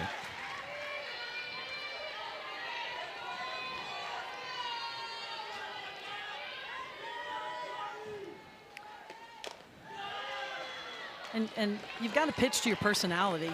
We've talked about that a lot at this regional. When you see Randy Rolling in the circle, you see fire and brimstone, so to speak. She has a lot of emotion behind every pitch. Not Addison Fisher. Calm, cool, collected, and it just goes to show you, you really do have to pitch to your personality, play to your personality. You've got to coach to your personality. If you ask Randy Rolling to be somber and calm in the circle, she's not going to perform to the best of her ability. Just like if you ask Addison Fisher to do some fist pumps and talk to the team every pitch, it's not going to work.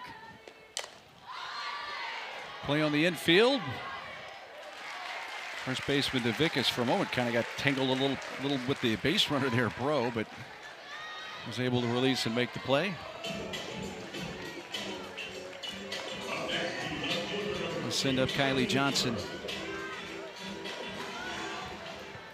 Addison Fisher, the sophomore pitcher for Georgia. You know, she's from Bend, Oregon, and people who have been to the Pacific Northwest know Bend's a beautiful place. It's not a very big town, but she still, in high school, was good enough that she was a National Softball Player of the Year. Bouncy ball to short. This could be a pair. Out at second, out at first. Second double play of the game for the Dogs, their 33rd of the season.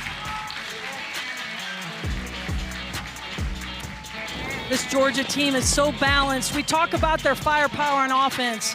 But the showstoppers are the defense. A double play to end the inning, trying to add to their lead.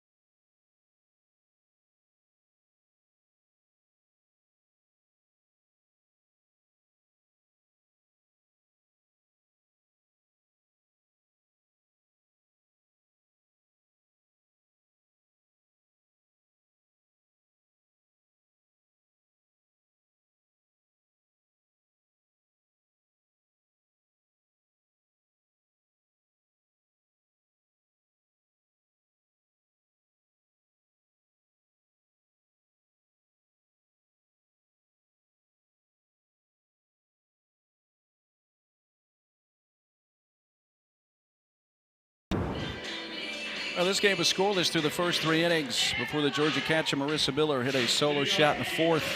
Bulldogs added on thanks to 5 walks without a hit, scoring 2 in the 5th. They lead 3-0 as they bat in the top of the 6th inning. Tigers offense hasn't done much. Addison Fisher, the starting pitcher for Georgia, has not allowed a runner in scoring position for Clemson.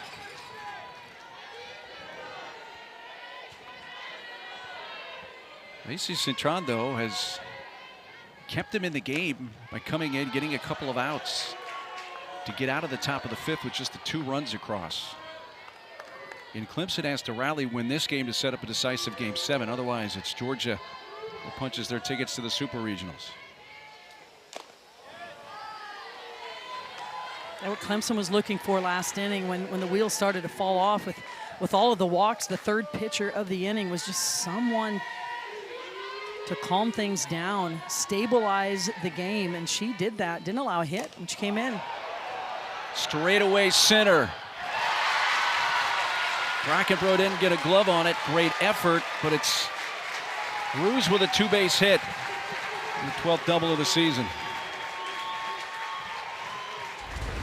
Well, we've seen Brockenbrough make a lot of great catches. This one's just out of her reach, and she has no depth perception around it. It's not an angled ball to catch, which is a lot easier than a ball coming right at you. Tries to time her jump. She's actually a little bit late getting her glove up. And Kirsten Roos shows you her power. Probably one of the most powerful leadoff hitters in the country. Leads the team in home runs. Another extra base hit. She wasn't far from hitting that one out to dead center field. Jaden Goodwin.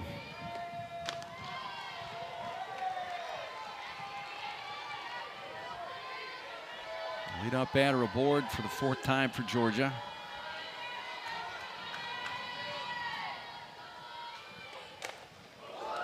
Whistled foul.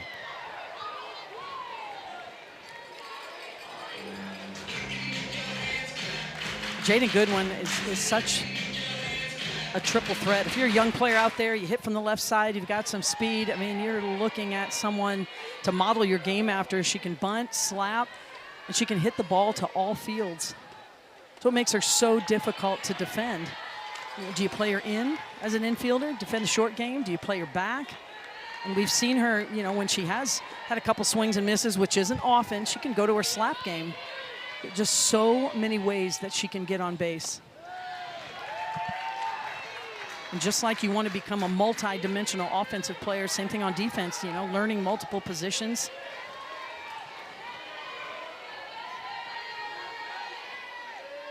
Three-two pitch.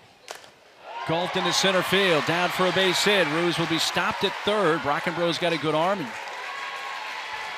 she hits the cutoff right on the money. Base hit for Goodwin. She's on base for a third time, her second hit.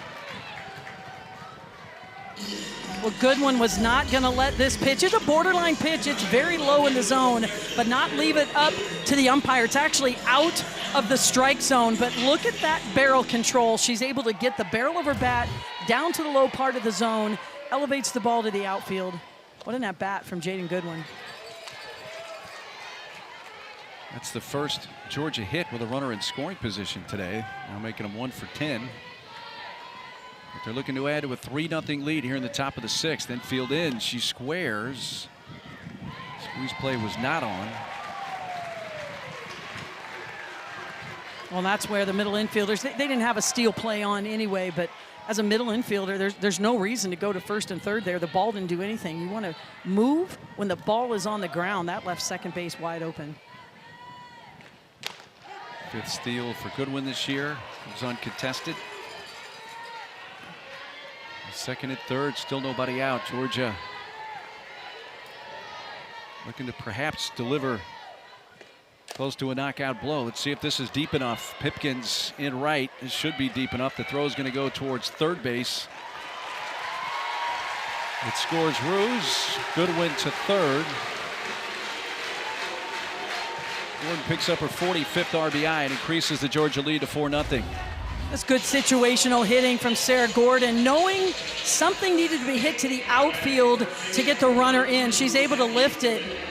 2 long throws either way here for Taylor Pipkin. She chooses to go to third base, hoping to get maybe good and jogging into third versus going hard. The good one is going hard and advances.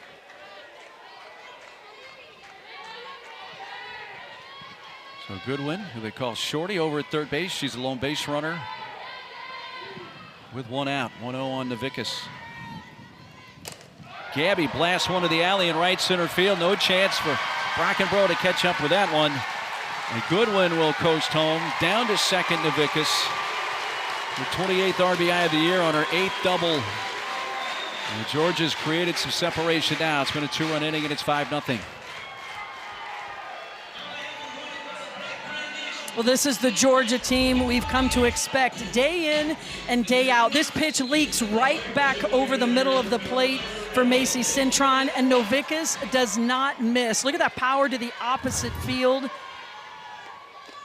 And Georgia can explode in a hurry, Mark. You can blink and it happens. It's extra base hits, the way they run the bases, the situational hitting, sacrifice flies. You look up and now it's 5-0 Georgia. It's what this offense has been doing all season long. It is an offense that, if indeed it does win this regional and moves to supers, that we talked about, you know, with OU and Texas and Florida and all the great offenses of the SEC have been overshadowed a little bit. But this is an offense I know that Tony Baldwin's more than happy to take into the super regional round and maybe further. This is an offense the whole country would be talking about with the season they're having and the power numbers they're having if it weren't for programs like UCLA and Oklahoma, who are just doing some unprecedented extra base hitting, home run hitting. With this Georgia Bulldog offense can score against any team in the country. Center field hit well on a line, but Brockenbrough got a great jump moving straight in. Make sure you don't miss a minute of the actions of these great softball regionals. We'll take you to all the best live action on 7 Innings Live. Find it on your ESPN app. See every game, every big moment on the road to the Women's College World Series on the ESPN networks.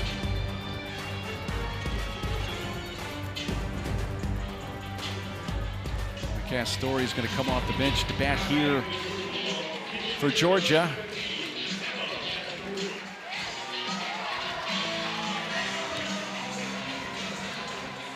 Well, again, the Georgia team, if they indeed do move on, the way it is built right now, this is a heavy upperclassman team. Lots of juniors and seniors, lots of experience. Got a junior Castori coming off the bench here. Well, they've been in the Supers the last 3 years, trying to make it 4 years in a row. They've been knocking on the door, making it back to the Women's College World Series. Maybe this is the team that gets them there. Well, it takes a couple things. You know, it takes quality depth in the circle, check mark for Georgia.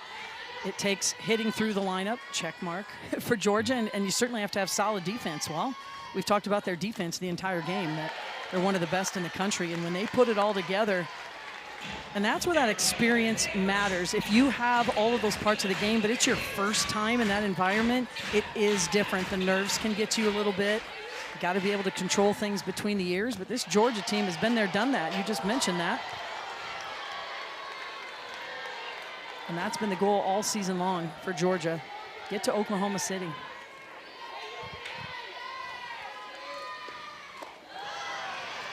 And a number of those veteran players, have been with the program their entire playing careers.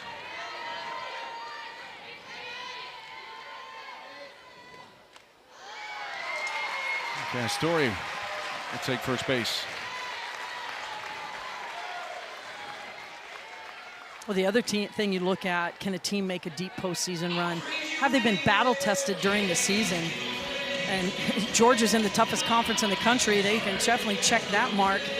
And they're playing some of their best softball here late at the SEC tournament. They beat LSU. They beat Oklahoma. We're an eyelash away from beating Texas.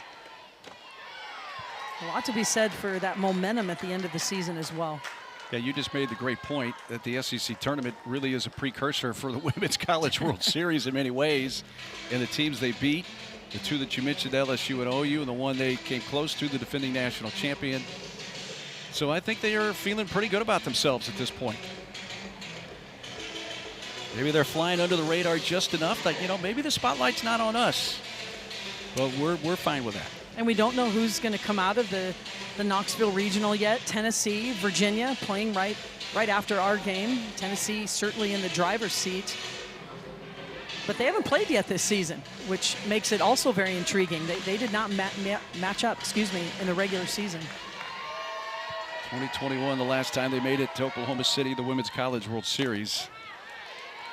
They've gone 5 overall times in their school history.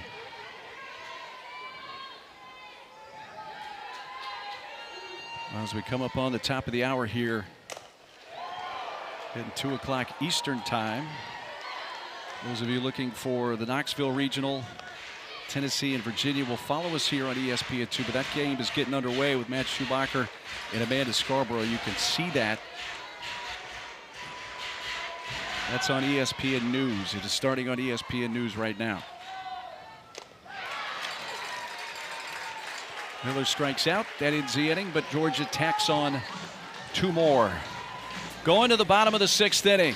Bulldogs up 5-0 on the Tigers.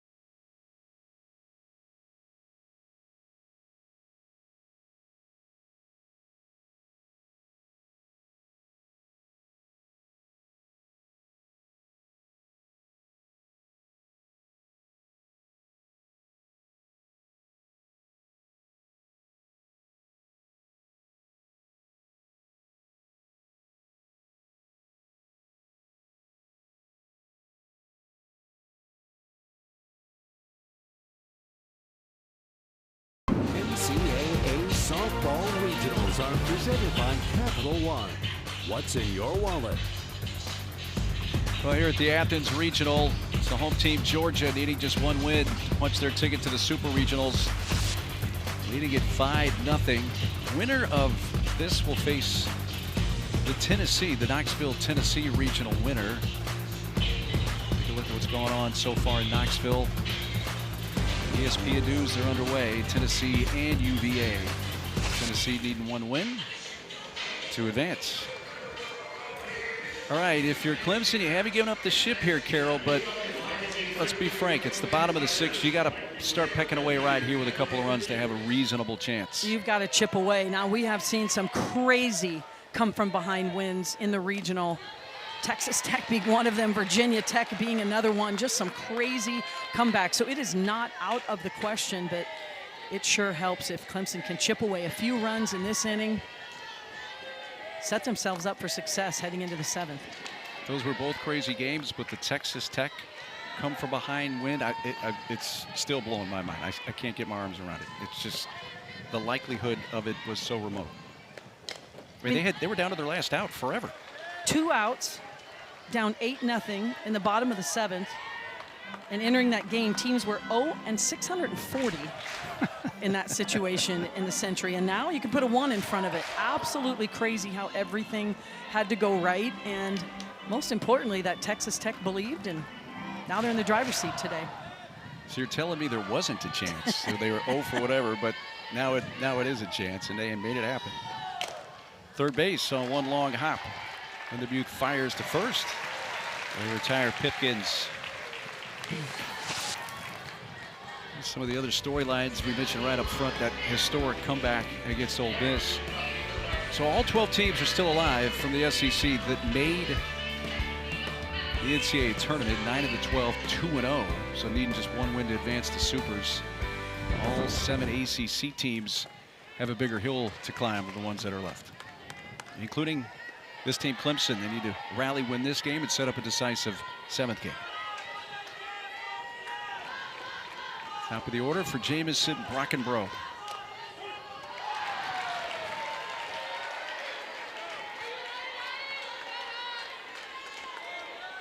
Jamison, one of the seniors on this team for Clemson, who actually began her playing career at Tennessee, played 2 seasons there with the Lady Vols.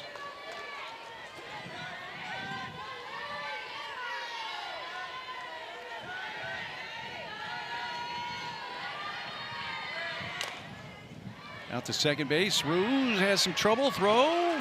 Still got her. That was really close. I don't think there's any doubt that with a challenge left, John Rittman's going to use one here. He got 2 at this point. And I think they may have a legitimate chance to win this one. Clemson is challenging the out call at first base. That play is under review.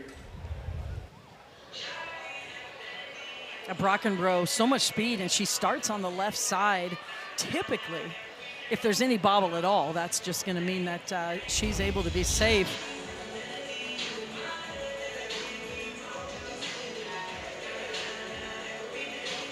Oh boy. That's close. That's really close. And we knew it was, but let's see if there's anything to overturn the call on the field of out.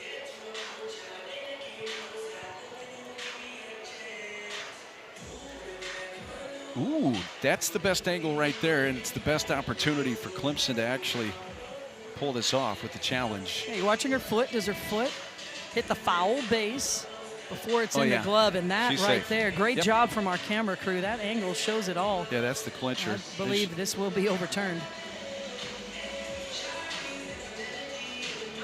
Foot is on the base. The ball is just out of Vicus's mitt. To me, that is indisputable evidence and should overturn the call on the field. That great shot by our camera crew there. And maybe this is the little spark that Clemson needs.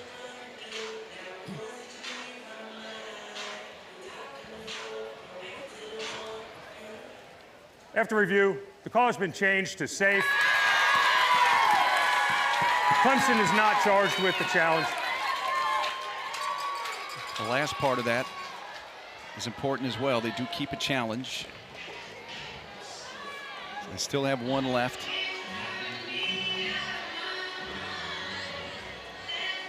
So the official scoring part of that now, since she was ruled safe, it was scored an error, and that's the first error charged to the Georgia defense in this region.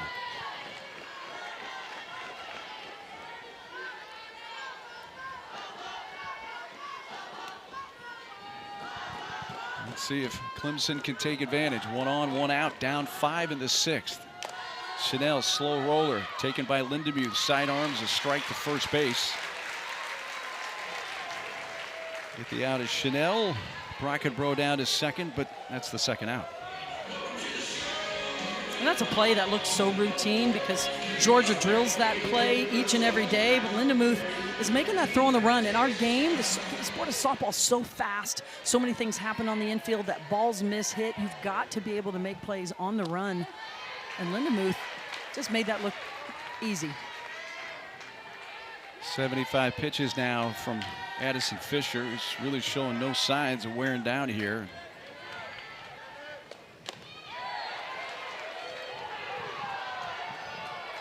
Still throwing low 70s. The appeal down to Toderick Davis, the third base ump. No swing. Mac Pavesi's lined to short and grounded to second.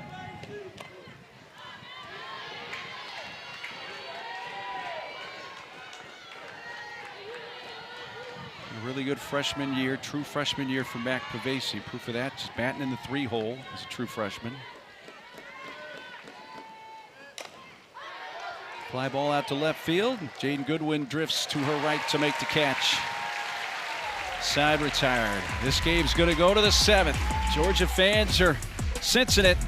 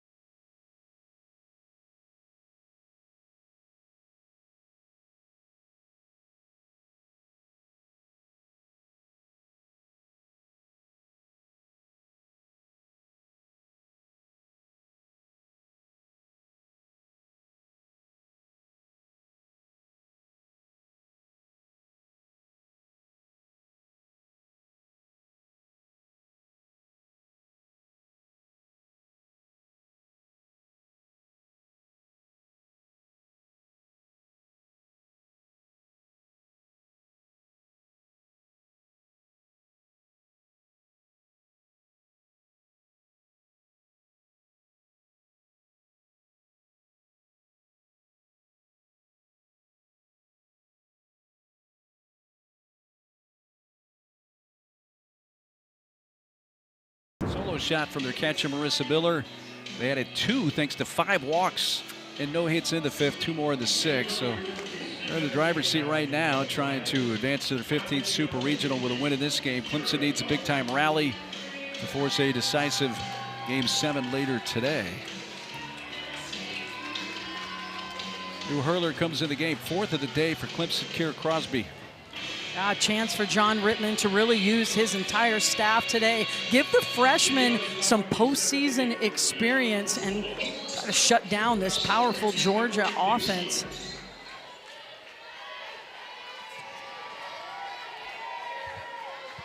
Eight-hole hitter Emily Digby leads off against Crosby. Yeah, only expect from this freshman here. Only 14 appearances on the season, just 33 innings pitched, but she's going to work east and west. A curveball, screwball combination also complements that with an off-speed. Her nemesis has been the free passes. We've seen that from Clemson all day today. Her challenge, eliminate those, really attack the hitters. 5 runs, 8 hits, 1 error for Georgia. No runs, 2 hits. No errors for Clemson. You know, this road for the Tigers became extremely difficult when they were beaten by UNC Greensboro 1-0 in their opening game on Friday. A game ironically pitched by Abby Dunning, who went the distance and allowed 1 unearned run and lost 1-0. And that started the road for John Rittman's team at that point, like, okay, to get where we want to go, we've got to win 4 in a row. Well, they've gotten halfway there, but here in game 3 of that road, they've got a big mountain to climb late. That's to right field in the corner, and Pipkins with the basket catch as that ball was sinking. Yeah, it's very difficult when you lose game 1 of the regional. It's very difficult. You've got to come back and face elimination every single game the rest of the way. Clemson was able to manage that yesterday with 2 wins. And it's even more difficult when you've kind of had 1A and 1B in the circle all season, and you have to rely just on one pitcher because of the injury. Ray putting down the bunt. The ball gets away on the throw by Crosby. That may be a hit anyway. They're going to have trouble getting her. Backing up is the right fielder Pipkins, so she doesn't take an extra base. And that is a base hit, bunt base hit for Natalie Ray. Well, Crosby does all she can here. Much better bunting from Georgia today. We typically don't see a lot of bunting from them, but Crosby gets to it in time, but she just misses on her throw, holds on to the ball too long. Just goes to show you, when you come in the game, there's no doubt about it. I mean, the ball will find you, and the ball certainly goes right back to the pitcher. You've got to be ready from the minute you step foot on the field.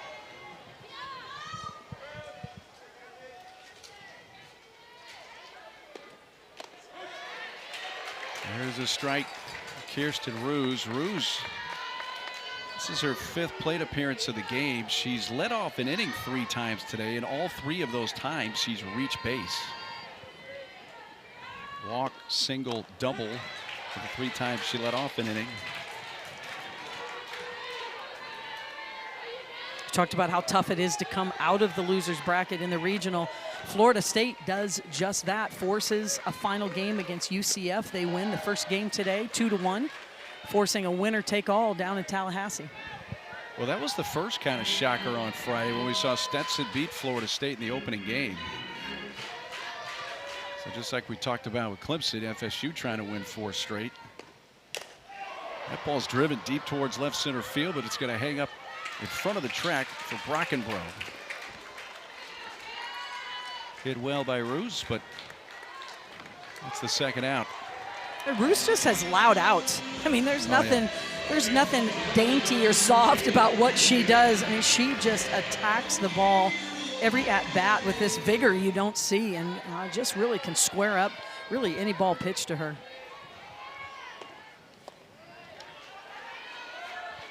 Jaden Goodwin, the batter, with 2 outs.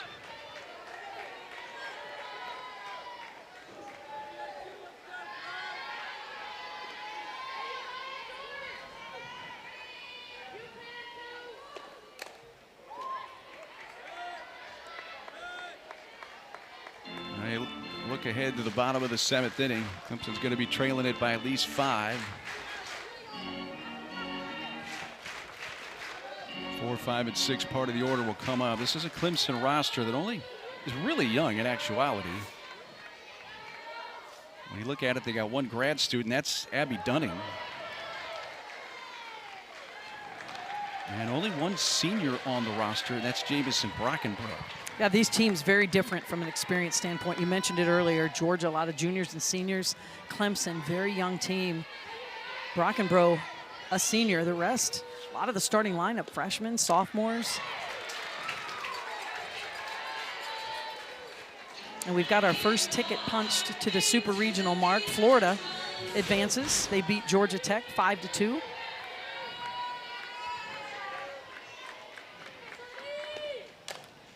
Rolled up the first base side and stepping on the base. Pavesi, last chance for Clemson. Georgia 3 defensive outs away from their 4th straight trip to the Super Regionals.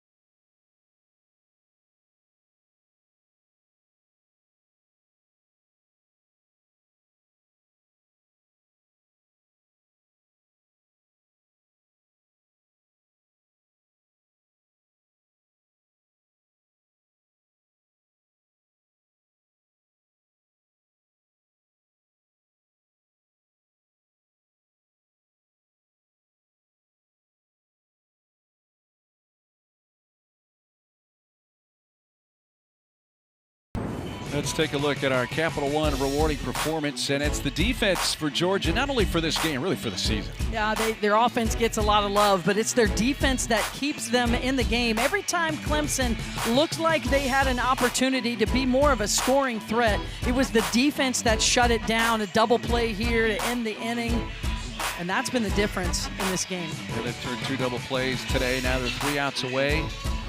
Up 5-0 on Clemson here at Jack Turner Stadium. When we get finished here, we're going to city to Knoxville. They're underway on ESPN News. Tennessee and Virginia. There's your line score. Only 2 hits for the Tigers in this game. One from Brockenbrough in the bottom of the first, a single, and one from Hicks, a single leading off the third. Macy Cintron to lead off for the Tigers.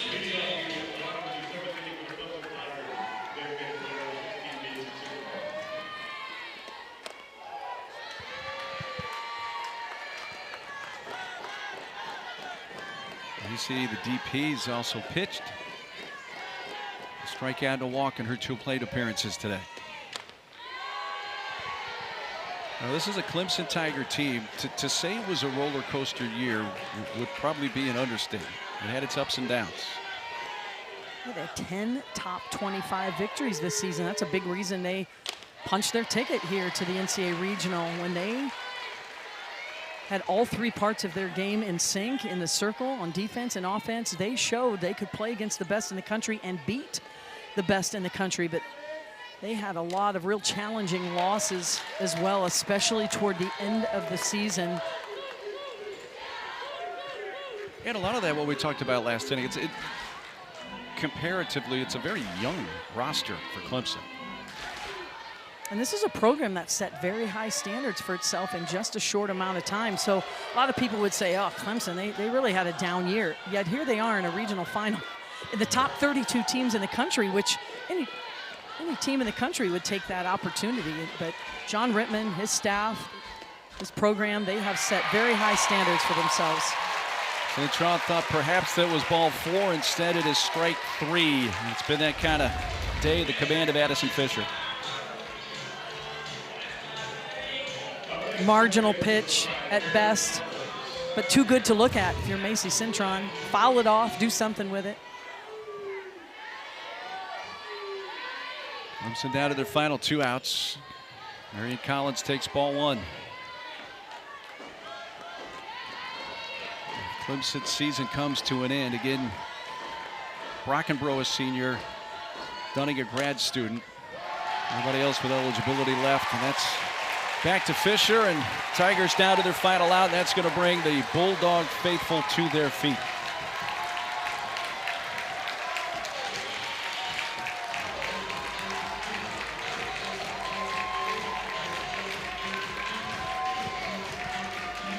Julian Nolar's going to come off the bench for Clemson to bat here.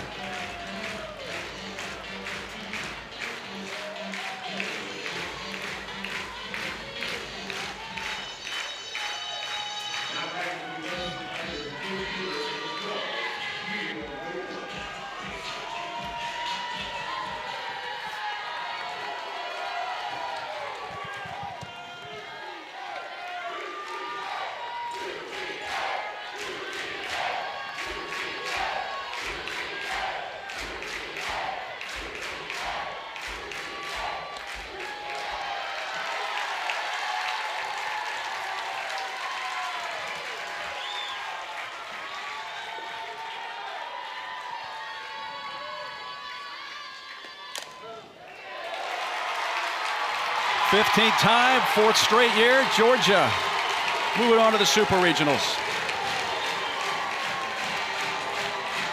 And what a dominant performance for Georgia in this regional. They take a lot of momentum, powerful offense, tough pitching performances in the circle as they punch their ticket into Super Regionals.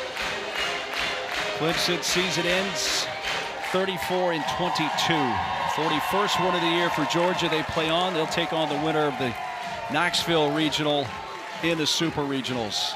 So that is what is ahead. Georgia goes 3-0 here in the regional.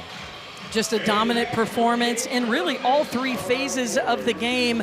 Can't think of a team that's a more balanced, complete team heading into Super Regionals. Georgia fans, you know who you want to face?